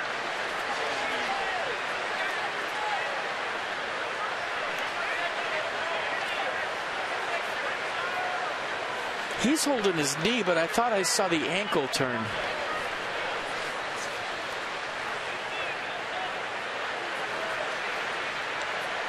Let's take a look at it. Wet surface, just got done raining. Did that have anything to do with it, or did he just get his cleat caught? Sure looked like his right ankle. Yeah, his right ankle. Weird angle. But he's holding his left leg. I was looking at the wrong leg. Did the left leg slip out when he threw it? And the umpires right now are consulting. Watch the left leg. They're going to send the second runner home, Souza, by the way. That might have been the knee. It's a left knee. It collapsed. It's a left knee. He's up. It's definitely the knee. The hitter, Jake Elmore, will end up at third base.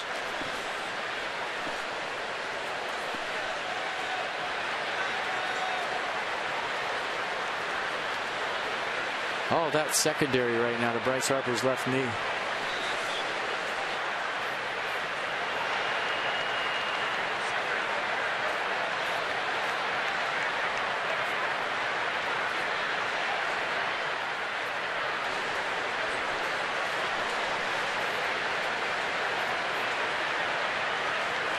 Well, got to be cautious, and Bryce is coming out.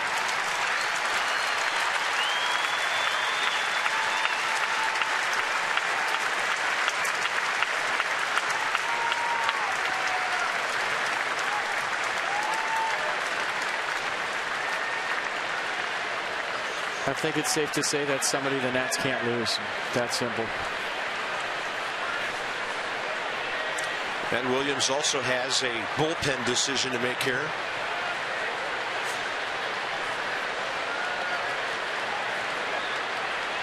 By the way, the hitter was Cabrera. Elmore coming in now. He's the man who's ending up at third base. But you remember he had the bursa sac surgery on his left knee after the 2014 season, and that was his left knee. That's the one that was surgically repaired after.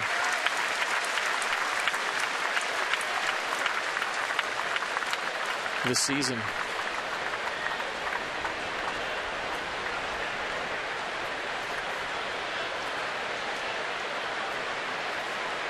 You see it one more time. It's the left knee. And something went wrong with the plant foot, and that's where it all went crazy. See the plant foot kind of not get the cleats? So now he has nothing to stride off because he slipped on his plant foot, and all of his weight kind of collapses onto his left knee. And let's hope he's okay, and that's all I'll say. Matt Williams now has to go take Doug Fister out of the game. They gave up 9 hits and 5 1/3. The Rays have taken the lead here. Blake Trinan's on the way. This call to the bullpen package by the UPS Store, your one-stop shop for all your small business needs. Let us handle your mailbox service needs. We love logistics.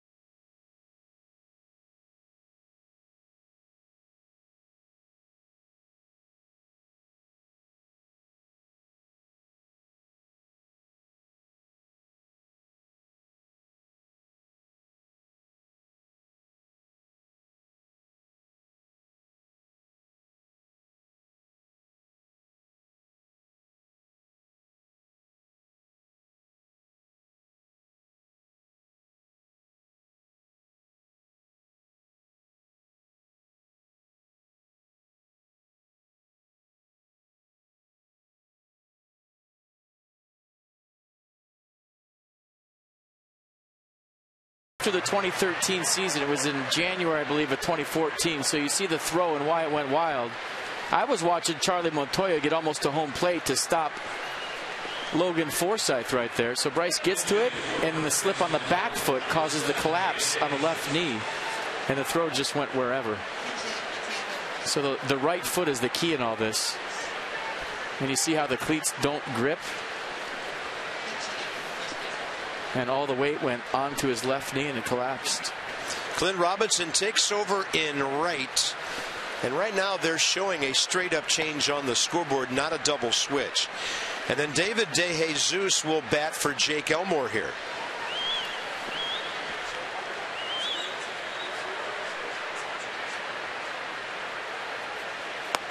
First pitch slider, a beauty, ball one. Must have been low.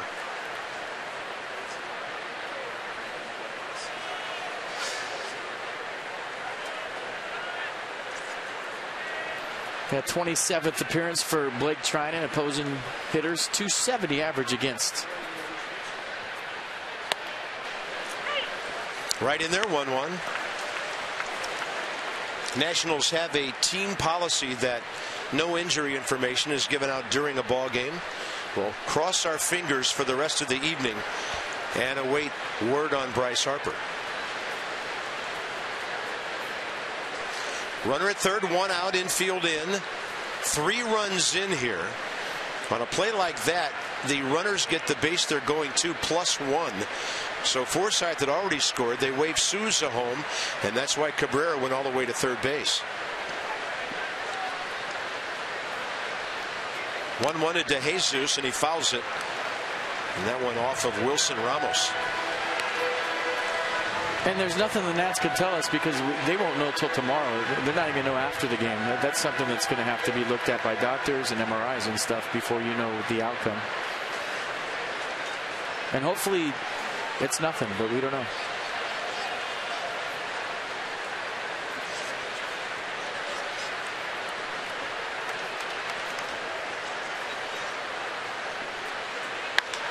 And a ball lifted deep center. Span going back, and he can't get it. Gets away from him. This is at least 3 bags for DeJesus, and the Rays will tack on another and lead 5-3. And you hope Denard Span's okay. He ran in the wall hard. Unbelievable.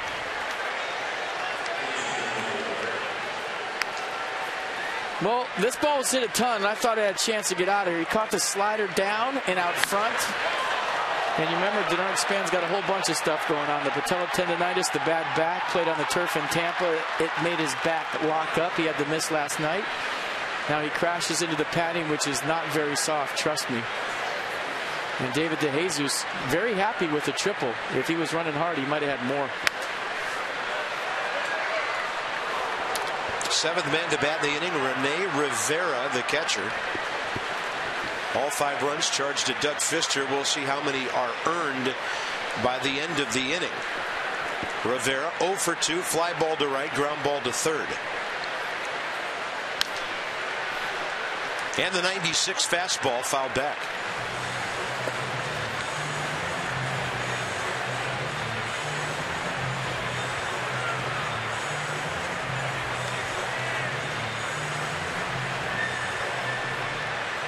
Archer now with the lead, and he's thrown 89 pitches in 5 innings.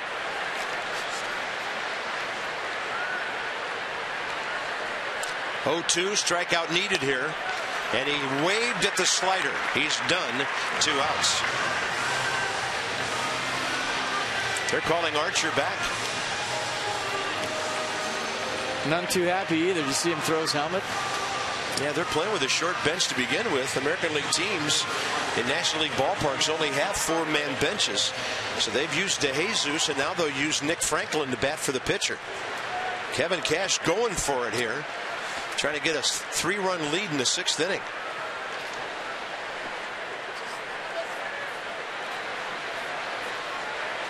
Chris Archer not used to playing National League baseball, and he's definitely not used to coming out after 5.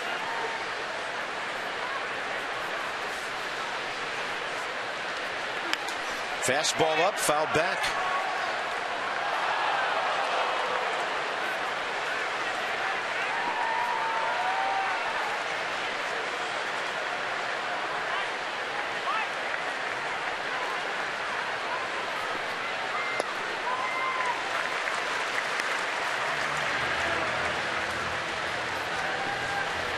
Chris Archer with 89 pitches, 62 of those for strikes. And his day is done. 3 runs, 5 hits in 5 innings, couple of walks, 3 strikeouts. Only 3 strikeouts. Yeah, that was the strikeout leader. And then they send up a guy to pinch hit for him that takes strike 3. So there's plenty left at Nationals Park tonight for the Rays by 2.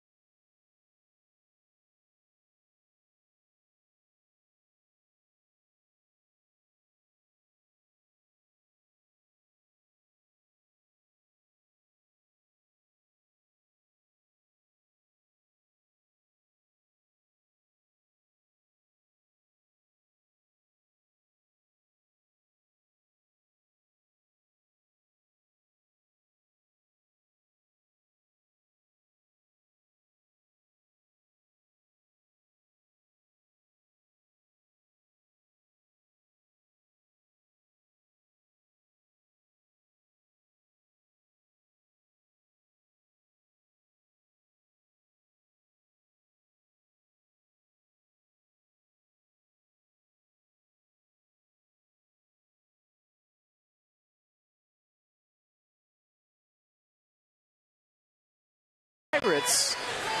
So we got that covered. The Pirates are playing this weekend. Join us for Happy Hour at Miller Lite Scoreboard Walk featuring $6 beer specials, live music. That starts at 4:30 until the very first pitch. First 15,000 fans in attendance ages 21 and up will receive a Nationals Pilsner Cup. That's presented by Miller Lite. Visit nationals.com to purchase your tickets today. Friday night at the Yard is always the best night. Right-hander Brandon Gomes takes over for the Rays here. The Nats will have 7, 8, 9 due up in the bottom of the 6th inning. So 22 games at 2.42 ERA. And even right-handers hitting him hard, 295. Nick Franklin stays in, batting 9th and playing first base.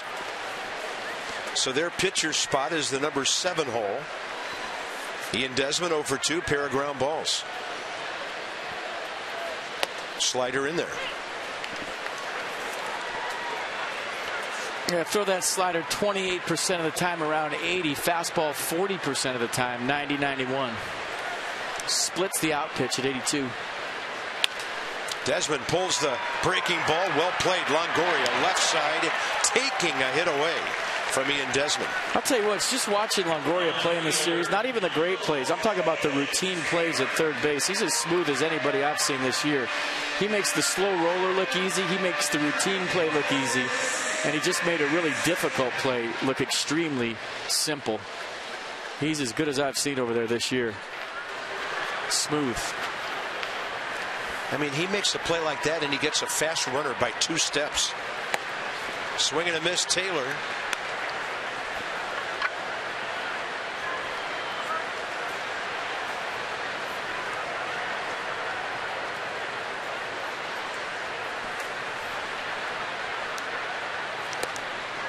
Holds on to that one way too long.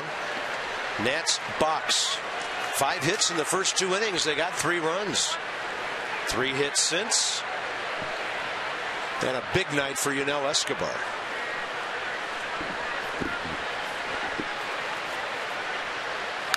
Doug Fister even had a knock in the number 9 spot. And that's where Dan Uggla is on deck right now to hit.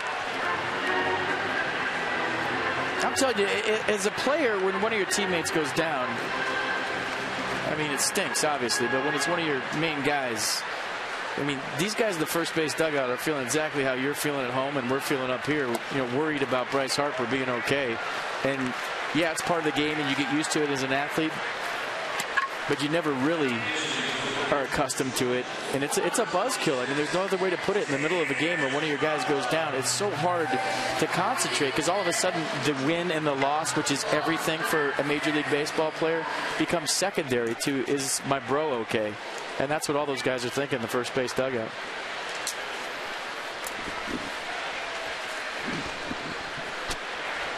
Dan Uggla,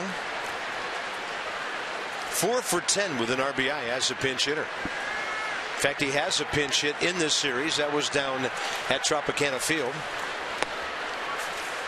And Gomes starting everybody off with breaking balls here.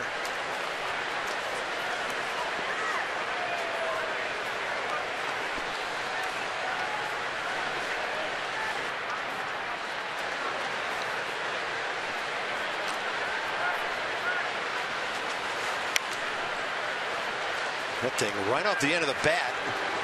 Then it tried to spin back.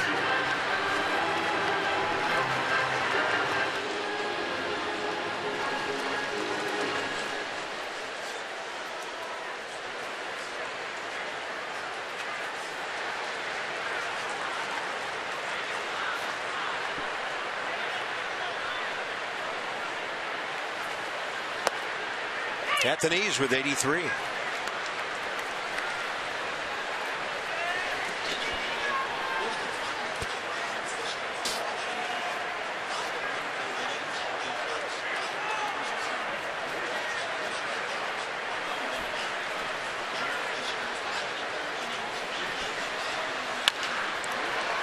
Three men on that side of the infield, and on the charge, the Nats are gone.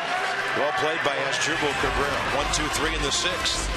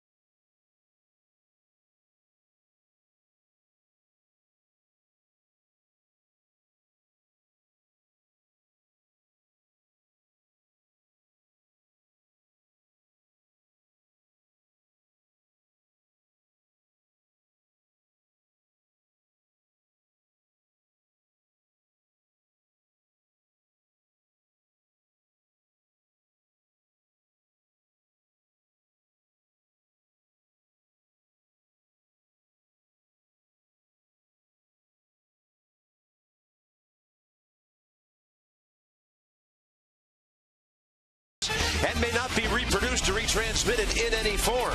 And the accounts, the descriptions of this game may not be disseminated without the expressed written consent of the Washington Nationals. Ball game into the top of the 7th inning. Rays have turned things around here with a 4-run 6th inning. Bryce Harper injured during that inning, and here's 29-year-old David Carpenter, newest addition to the Nats bullpen. Yeah, fastball slider, fastball 95 on average this year. With the Braves in 2013 and 14, it averaged the same, 95.6, 95.1. Slider to go with it at 86. So the slider up a mile an hour, and he's been throwing it more this year. The Nats are hoping he gets back to using that fastball a little more than he did in New York. Establishing that early in the count and then going to the slider with 2 strikes. Big league time with Houston, Toronto, the Braves, and the Yankees. Morgantown guy out of West Virginia University. Top of the order, Kevin Kiermaier. And over to Pickett in good fashion. Danny Espinosa. Carpenter wins the race to the bag. Well played on both ends. Well, I'll tell you, if Espinosa doesn't get that, that's a base hit for Kiermaier the way he runs. So it was good that Espinosa was aggressive to his right there and fielded this like he's been playing first his whole life. Watch this. Short hop in between. Perfect flip. Carpenter getting over there nice and quick. Find the bag. That was like Danny Espinosa did that 100 times in Vieira, and he didn't do it once. Well put. There's Joey Butler. Opposite field homer 1 inning ago really turned this evening around.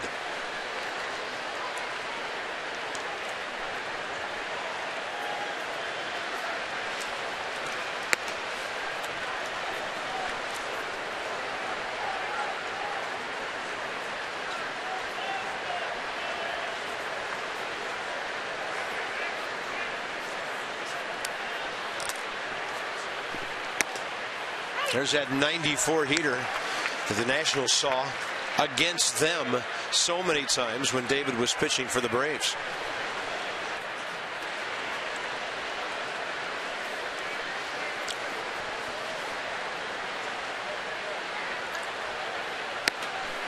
.95.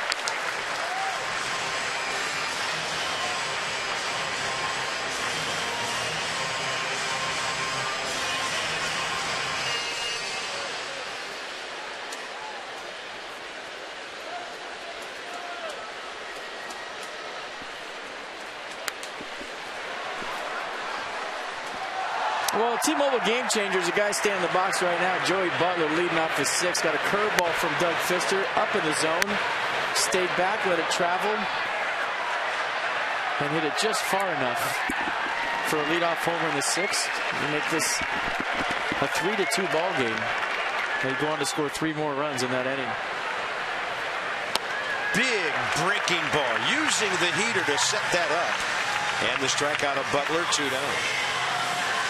Nissan showing you a nasty slider from David Carpenter. So fastball get ahead, up in the zone, and then the slider down and away. Joey Butler gearing up for number 1, and he got the slider in a perfect spot. That's a pretty big arm the Nats picked up for the bullpen. Longoria against him, career 1 for 2 with a double and a strikeout.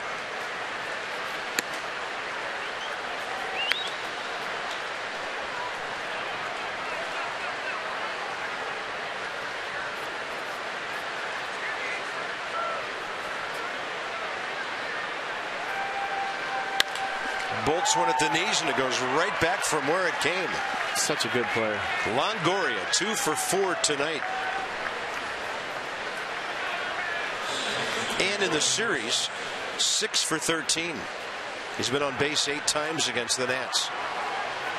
Logan Forsythe next. He hit the ball last inning, initially ruled an error on Ian Desmond, and then shortly thereafter changed to a hit. That made all the runs earned against Doug Fister.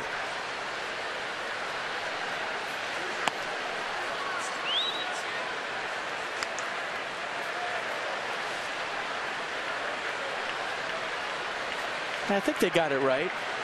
The ball was hit hard, but it's still a play you've seen Ian Desmond make before. Not an easy one, but we've seen him make tough plays.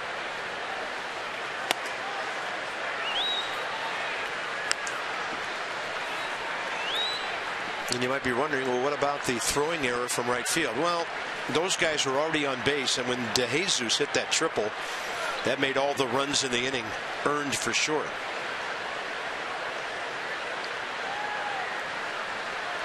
Two balls, no strikes here to Forsythe, who's 1 for 3 career against David Carpenter. Misses, runner string, and the throw goes down the right field line. Rolling to Robinson and to second base Longoria. And the Nats have made 6 errors in the 2 games in this ballpark against the Rays. I think a good throw has him, or was it a good throw? And Danny Espinosa was just having trouble finding the bag. No, it kind of short hopped Espinosa, but Longoria was really out there in the secondary lead, and look at the ball beat him. So maybe a good throw did have him. You like the idea, just not so much the execution. Counts 3-0.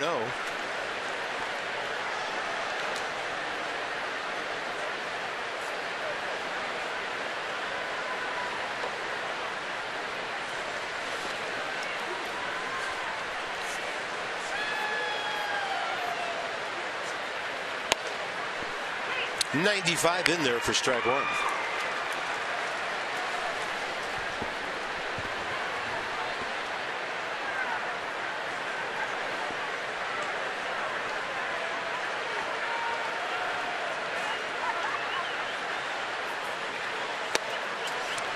Two on, two out. Kind of interesting about this Tampa Bay ball club. In only one category in the American League leaders on offense does anybody show up, and that's Kiermaier with 5 triples. They've just got a bunch of guys who are working together. Nothing spectacular. They scratch out runs, they catch the ball, and they pitch well. That's how they're in first place right now. They run the bases well, too. They do. There's been a number of low-line drives in this series in the infield where they've all gotten back, and they've gone back on line drives. They haven't been doubled up. They play fundamentally sound baseball, and like you said, they just keep coming at you. Couple that with 47 stolen bases, top 4 in the league, and they just kind of keep the line going. Souza has a chance here. And that's a great breaking ball down and away.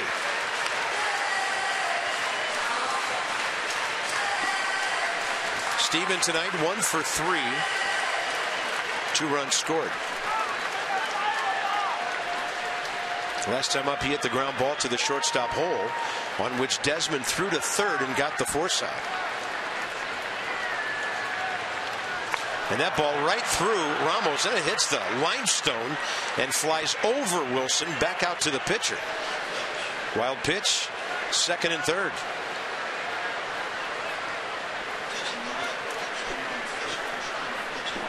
Yeah, this slider misses by a bunch. I mean, that was in the middle of the left-handed batter's box. Big ricochet. Just held on to it too long. Bounces over Ramos, and what was a clean baseball game has got real weird in a hurry.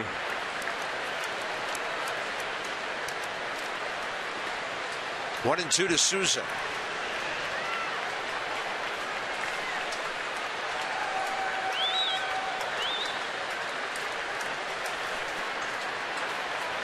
Fastball up, popped him up. Ramos under it, and Wilson has it for the out that gets us to the 7th inning stretch. Brought to you by Hyundai. The Nats have a lot of work ahead, down by 2, but 3 innings with which to work, so 9 key outs remaining.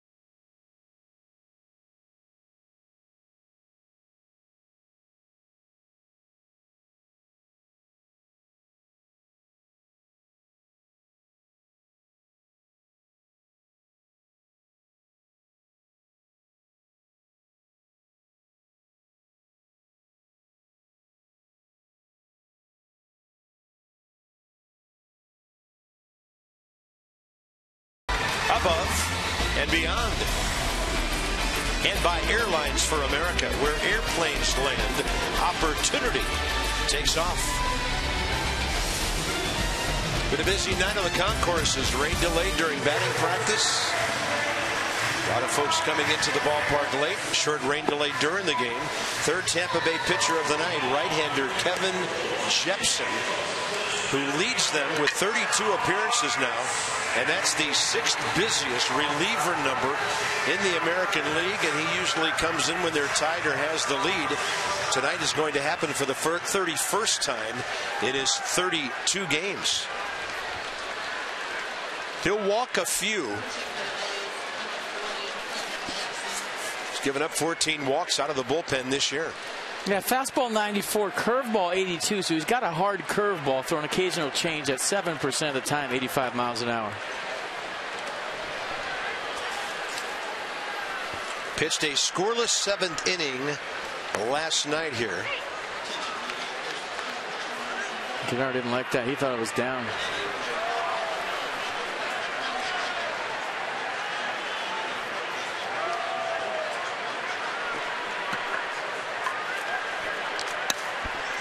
Span a walk, a run, a steal, a single tonight, and he hits one up the middle, and Denard keeps hacking away, keeping that batting average above 300. He's on base for the 3rd time tonight, and the on-base percentage is back on its way up toward 360. Well, 96 right back up the middle. It was a fastball down away. Nats in business here in the bottom of the 7th, down by 2. Anytime Denard Span gets on, look out.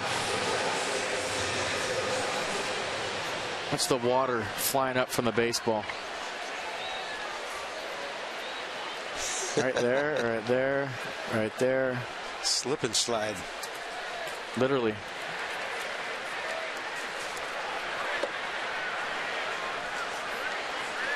Rendon 0 for 3. Big spot for him.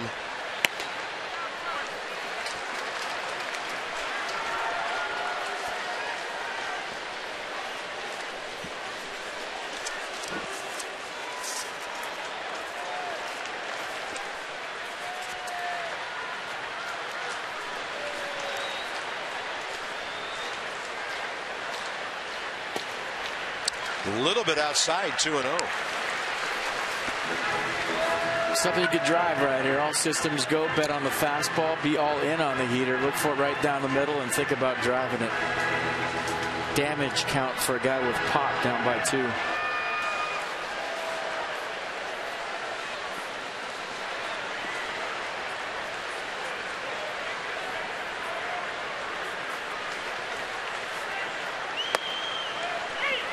Good take. 94 gets Jepson back in the strike zone. You could head 2-0. You're looking for something bell tie right down the middle. You don't want to offer it a pitcher's strike when you're heading the count, and that just catches the outside corner at the bottom of the strike zone.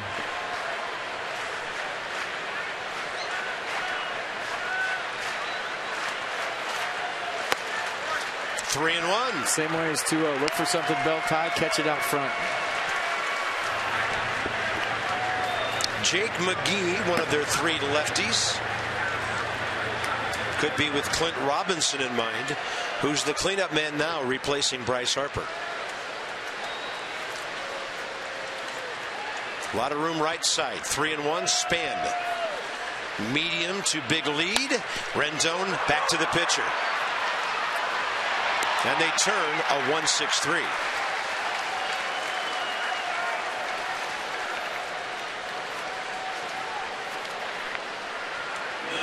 Well, he was thinking what we were thinking, but it was a ball down, and he chased it.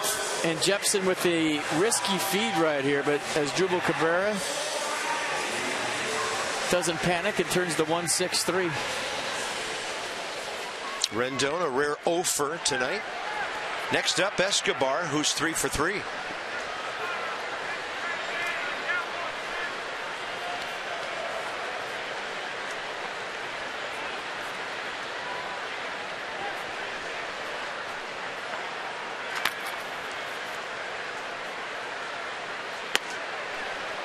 Looked like a backup slider that stayed up and in. 2 singles, a double, a run, an RBI.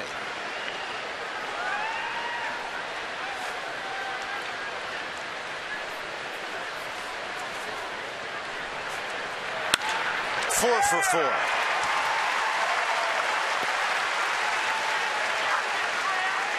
Escobar gets Clint Robinson, the tying run, to the plate here in the 7th. I say it all the time. Escobar, professional hitter. Just has such a good approach every time he's up there. He never tries to do too much. Swings under control. It's short. It's compact. The foot's always on time. And of all the Nats hitters, it's almost like he can direct the baseball. He goes up there. He's in pull mode. He drives it. There's a runner on first. He hits behind the runner. Nobody on. He stays in the middle of the field. He can hit. Now batting .328.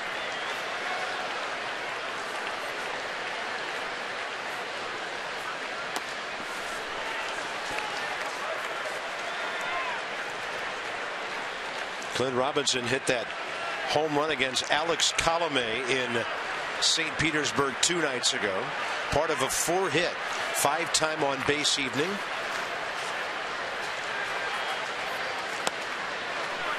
Off speed outside, 2-0. Kind of fitting that the home run didn't come down off a guy that takes 30 seconds between pitches, I thought.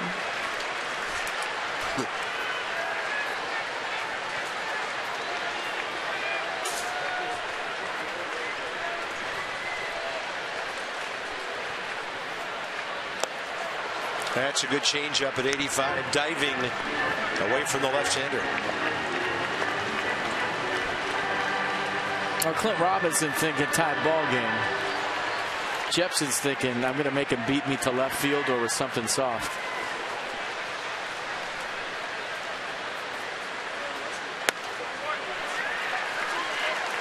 Another long count.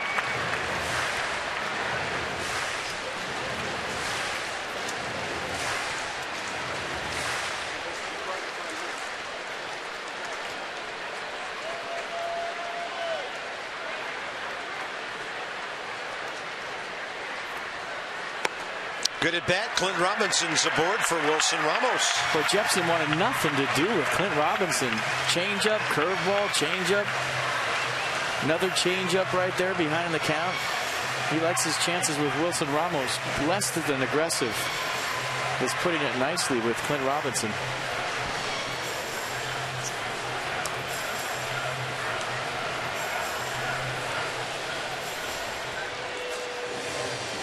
So a big spot for Wilson Ramos. Tying a run is on base. We'll check in with Dan.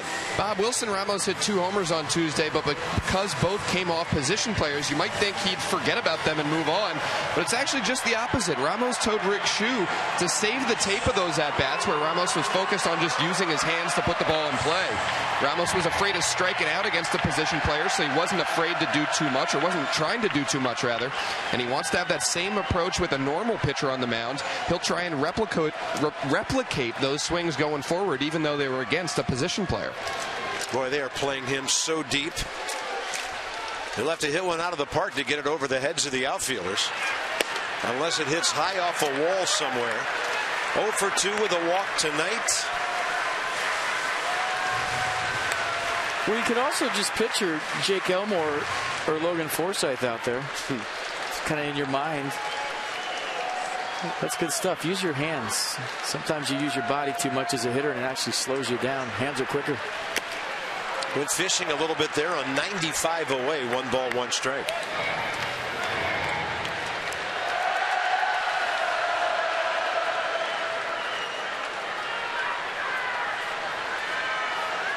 (5-3) ball game, bottom of the 7th. We've had 21 hits tonight, 10 by the Nats, 2 in this inning. Breaking ball right side. Retreating, Franklin at first, and he feeds it to Jepson plenty of time. So the Nationals have stranded 8 runners tonight to the 8th, still 5-3.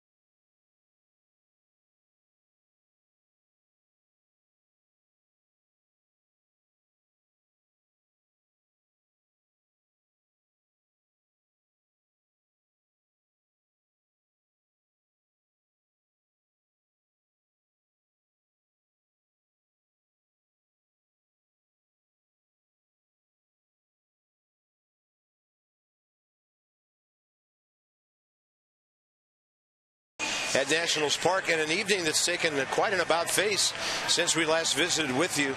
But all in all, obviously Doug was gassed at the end of his 6 innings or so.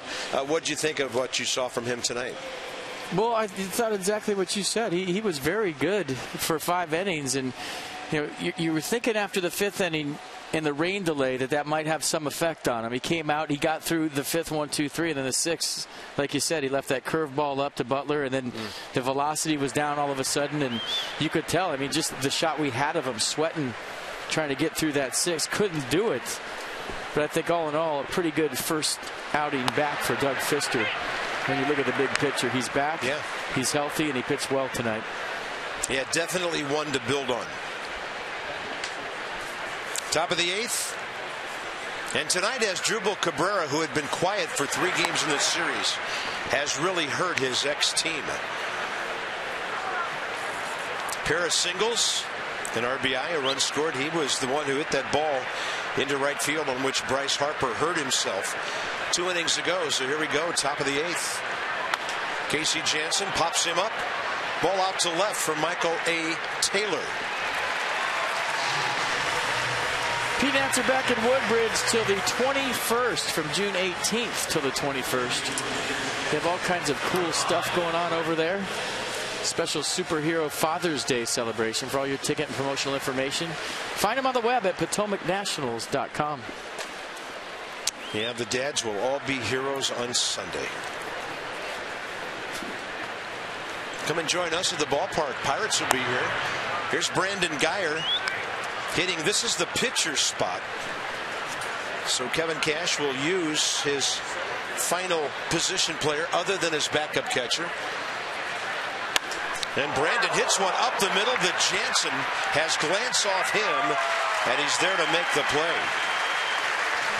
So Guyer in this series 1 for 7, and a carom that Casey Jansen got right toward the bag over there.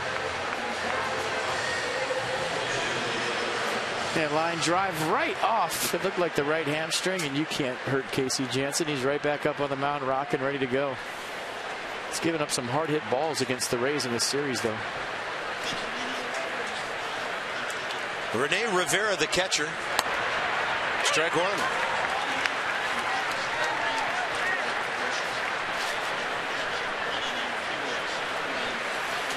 So Guyer hitting for Jepson there, who gave up 2 hits and a walk in the 7th inning, but got out unscathed because of the double play.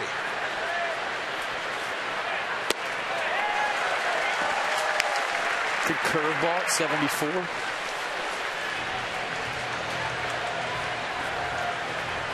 Slow curveball. Tough to stay back on that one.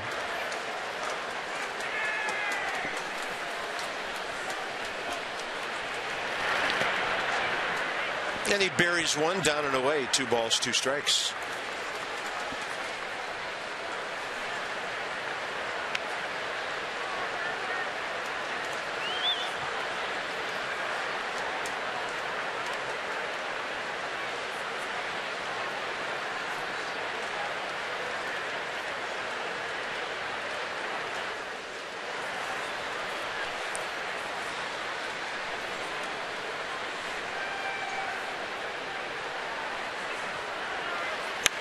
Fastball up.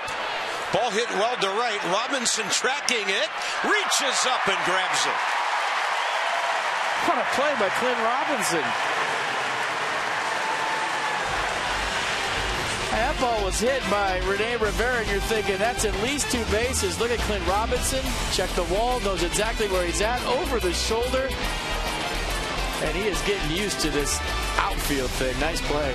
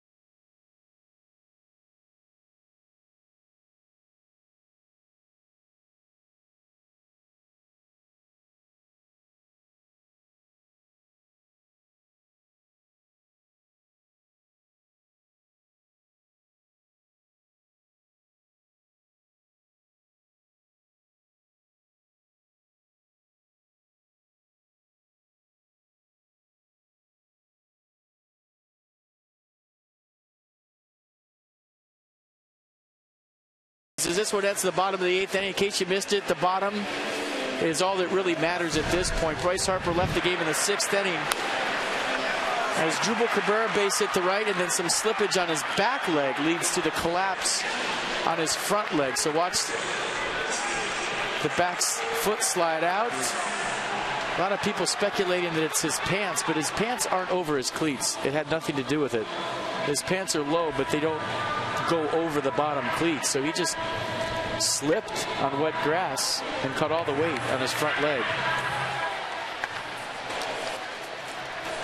2, the bottom of the 8th. Left-hander Jake McGee. He's one of a bunch of guys in their bullpen who has saves, 3 of them. Kevin Jepson, who just pitched, has 6. Their closer's Brad Boxberger, who, if the score stays like this, we'll see in the 9th. He has 15.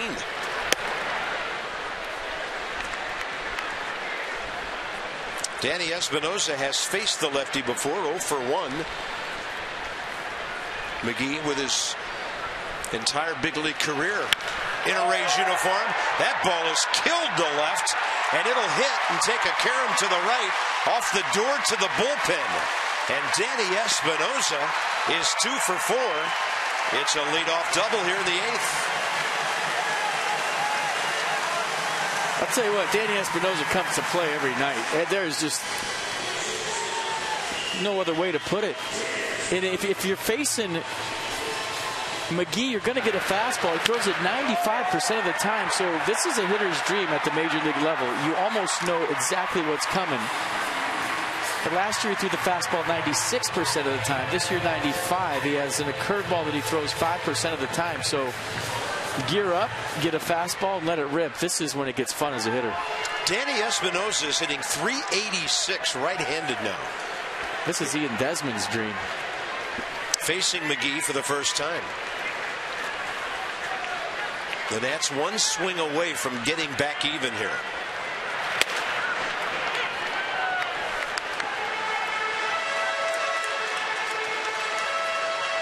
The only thing that keeps a big league hitter from getting to a good fastball is the thought of off speed in the back of your head somewhere. And if you totally disregard that little man in the back of your head saying this might be a changeup and just gear up for fastball, you're going to get it.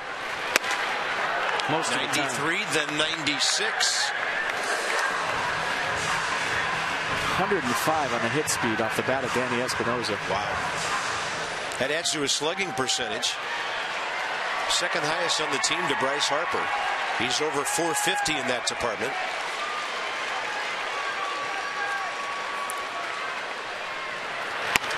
Struck him out. Looking inside edge with 97.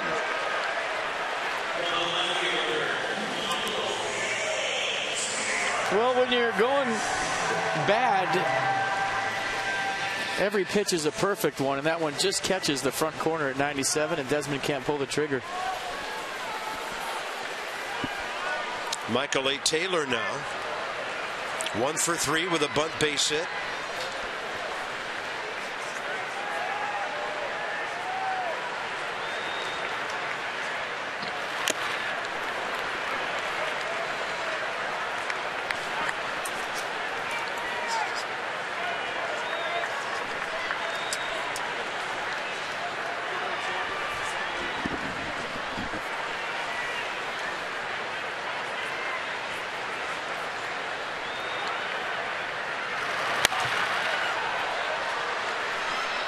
So he's sitting 95 to 97 on every heater here. Now into the 10 o'clock hour. And the Nats are down by 5-3. We had a actually only a 17-minute rain delay earlier tonight. 27 minutes last night. These teams have played 4 3-hour games this week.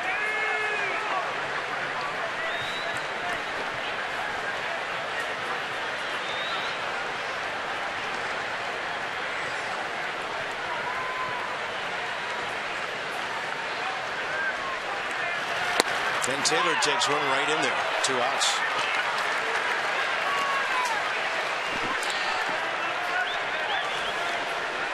Follow the Nationals all season long in 2015 with MLB.com At Bat, the #1 app for live baseball. At Bat is up to the moment at any moment with in-game highlights, live look-ins, replay reviews, radio broadcasts, and StatCast. Get MLB.com At Bat for your smartphone or tablet. Tyler Moore hits for Casey Jansen.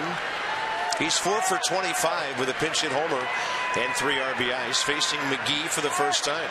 Good fastball hitter.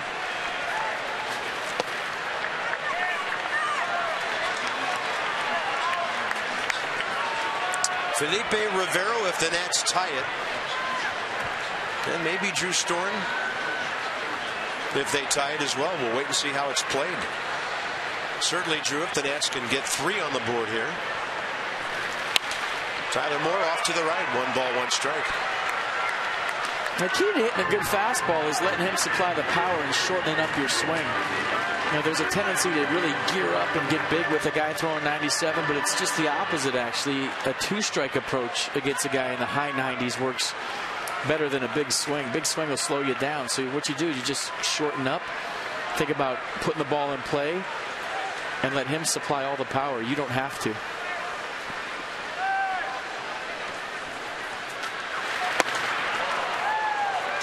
But that is a good heater. 28-year-old Jake McGee. 5th rounder back in 04. It's a good heater. It's got some tilt to it too because of his height. It's not a flat heater where a shorter guy will throw 97. It stays on the same plane. He's got a little downhill to it. And Tyler Moore hits one well out to center. Over to get it, Kiermaier. Leadoff double, 2nd time tonight. The Nats have had one without getting a run.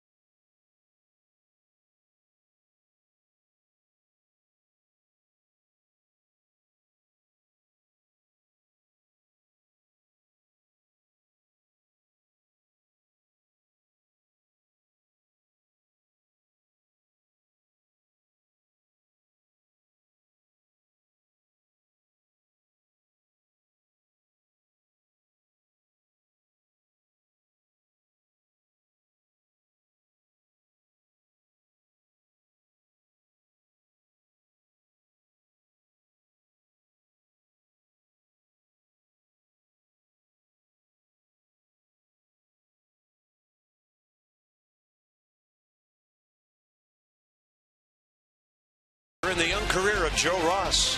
Chapter number 2 is really good. Last week at Milwaukee. In a Nats win, 7-2. He went 8 innings, 2 runs on 7 hits, a walk, 8 strikeouts. Led the Nationals to a badly needed win. Scherzer took care of business on Sunday and got them to split. A.J. Burnett, 6-2 for the Pirates with a 1.89 ERA, 4-0 on the road. That'll be some series. The Nats better have their A game ready for the Pittsburgh Pirates this weekend. Well, going tonight, the Pirates have only won 7 in a row, 12 of 15, 20 of 25. They had a 35-inning scoreless streak snapped last night in the 6th, and the last time they had a streak like that was in May of 1972. So the Buccos are playing really good baseball.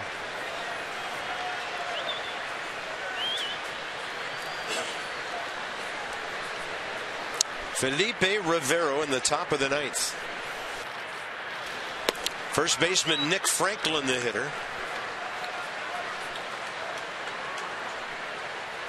Pirates, by the way, tonight 2-1 at Chicago after 6. Trying to beat Jeff Samardzija. That ball hit extremely hard to left center. Denard Span picks it up on the track, and the Rays have pounded out a dozen hits tonight. They just had 12 last night. They just keep coming at you.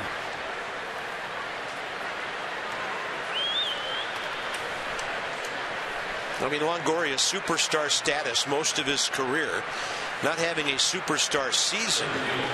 But these guys, as that piece said, just keep pounding away. They play good defense. They pitch well. And they're going to give the American League East a lot of headaches between now and the end of September. Top of the order, Kiermaier 1 for 4.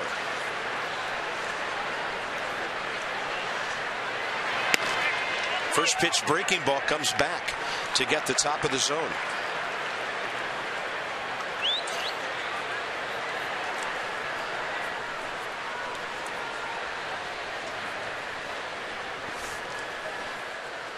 Left on left, this isn't the worst time to bunt if you're Kevin Kiermaier. Good call, good idea by the hitter, even though Escobar's 20 feet or so in from the third base bag.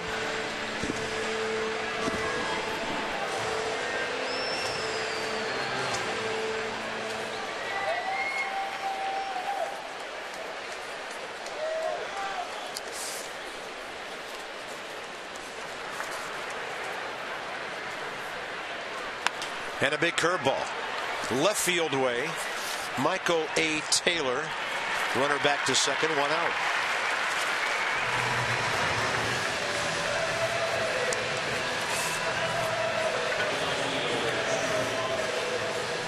Now, you remember when the Nats came back in Atlanta and they just had that swagger about them? And we would talk about it every night. Down by 2, no big deal. They're right where they want to be. You know, they had a bunch of comebacks in that after the Ugla clutch home run to win that game 13-12. And whatever they had in May is just not there right now in June.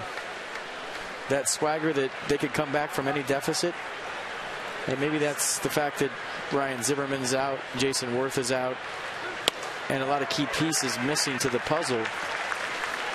That's why baseball's such a funny game. As a ball club, they had what you need in May that's just not there yet in June.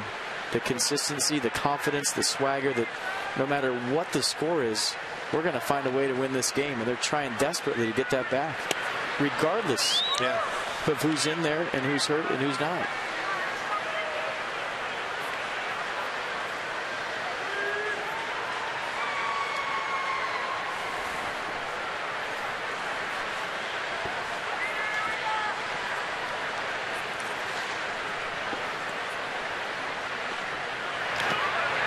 And a 1-1. That's low and inside with a breaking pitch.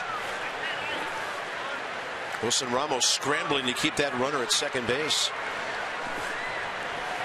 The Nats need to keep this a 2-run game, so the tying runs in the box as soon as you get 1 man aboard. And it'll be the top of the order in the bottom of the 9th. Brad Boxberger has been throwing for a while in the Rays bullpen. They're closing.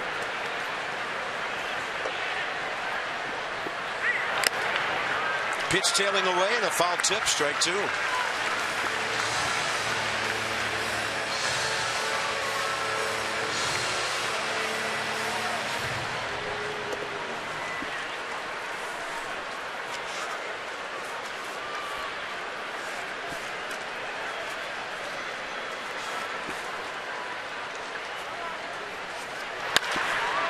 Up the middle, Rivero couldn't get to it. Dropped momentarily. Good recovery, Rendon. 2 outs. Well, when you're talking about Boxberger coming in this game, Kirby, his last 8 appearances, he has a 7.36 ERA, and his ERA has gone from 1.10 to 3.04. He's given up 3 home runs over those last 8 appearances after an 18 homerless appearance streak to start the season. So not automatic when you're talking about the bottom of the 9th inning, but big for Felipe Rivero to keep Franklin at third base right here and not let another run across. Strike call. Evan Longoria 2 for 4.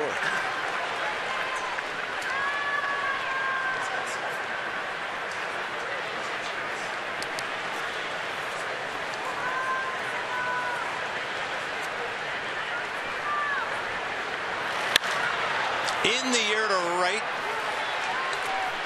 Clint Robinson. Good recovery by Rivero after the leadoff double. Top of the order. Denard Span on 3 times tonight. They need him on a 4th time in a 5-3 game.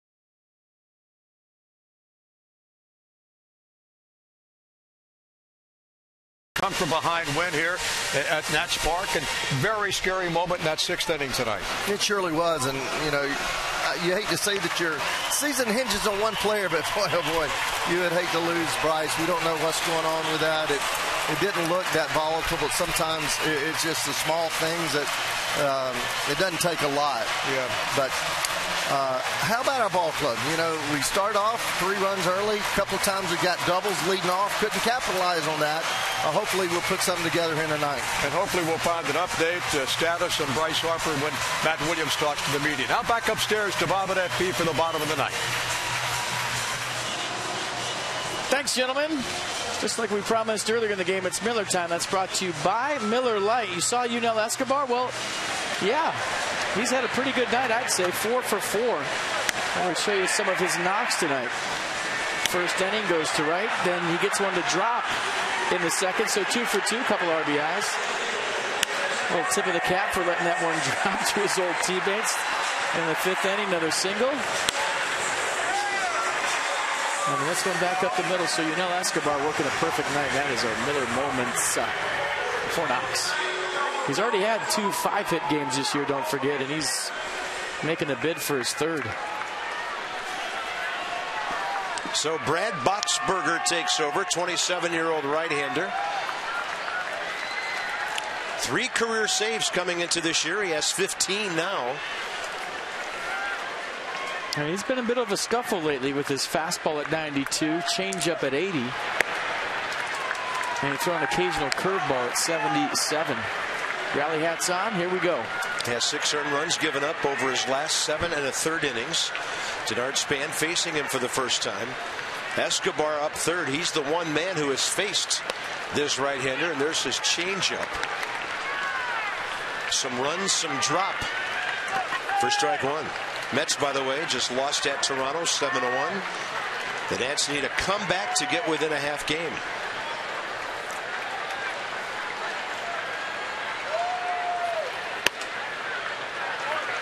So a 1-0 changeup. Does he throw a 2-1 change here?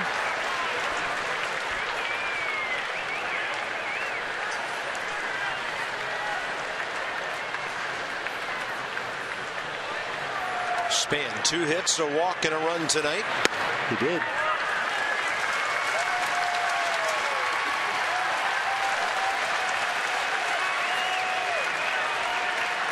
.32 strikeouts, 10 walks in just under 24 innings.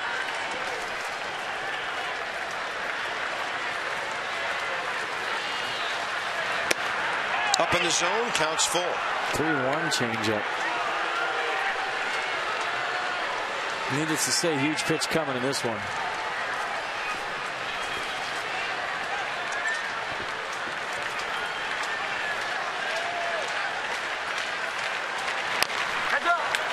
Denard close enough to be hacking in case that thing ran out over the inside edge.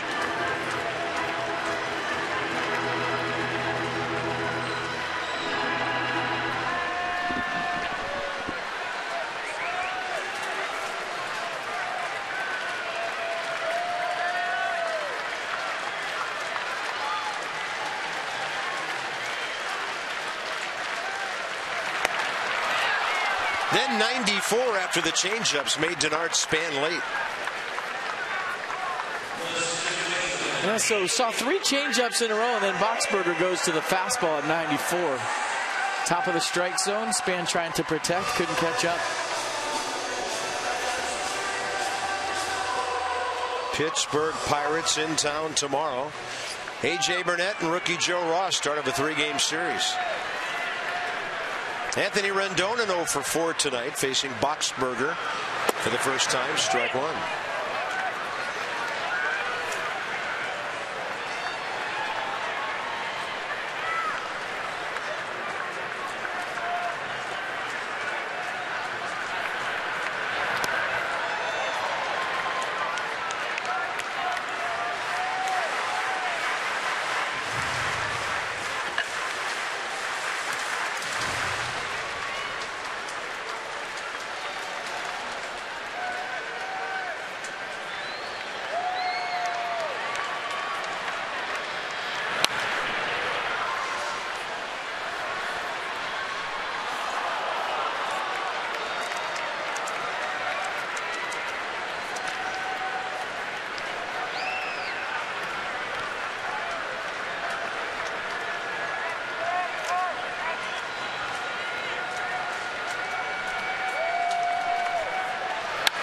Got a fastball, and Anthony late for it.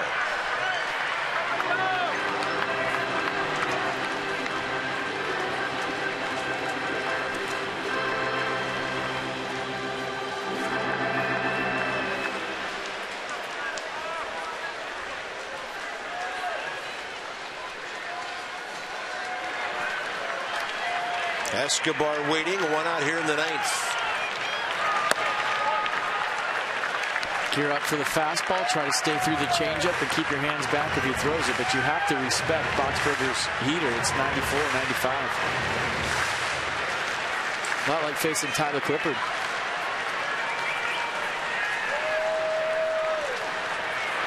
Two got him looking on the outside edge.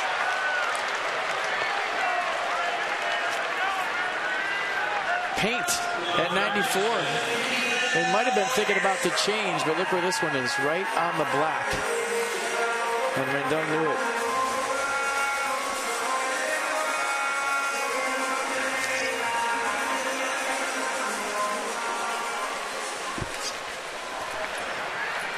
Escobar 4 for 4.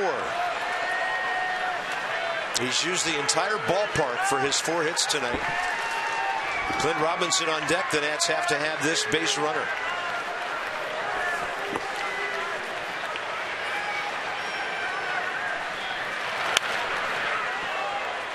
He's feeling good up there, isn't he? Wow, free and easy. Taking great hacks. Already has 2 5-hit games this year.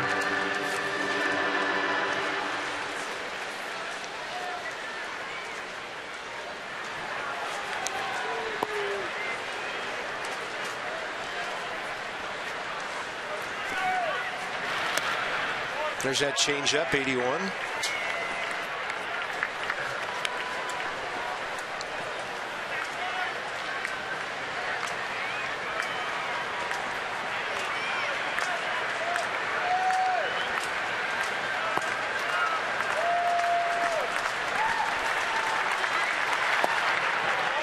Great take. Look at him shaking his head. No, that's down. I mean, he calls himself safe on the bases. He calls balls and strikes when he's hitting. If he checks swings, he appeals himself. He's into it. I love it.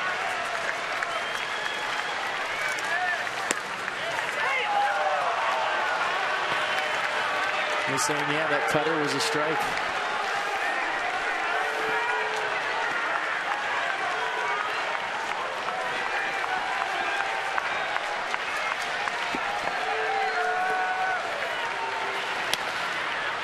And that one went cutting away at 94. Get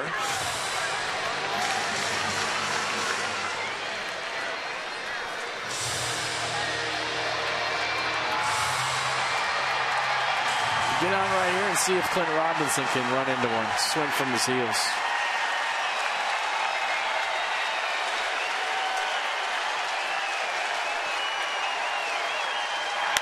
Escobar is 5 for 5. Gives the Nats a fighting chance here in the ninth with the left-handed power hitter Robinson coming on.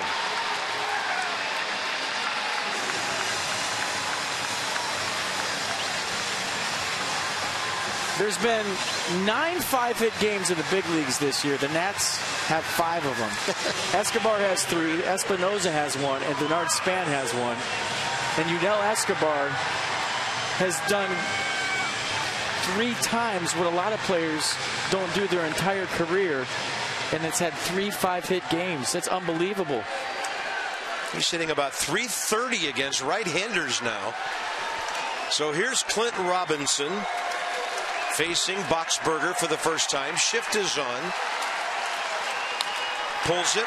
First base. Game over. Series over. And the Rays against the Nats will sweep this short 2-game series and take 3 out of 4 against the Nationals this week. The Nats have only won a half dozen games now over the last 3 weeks.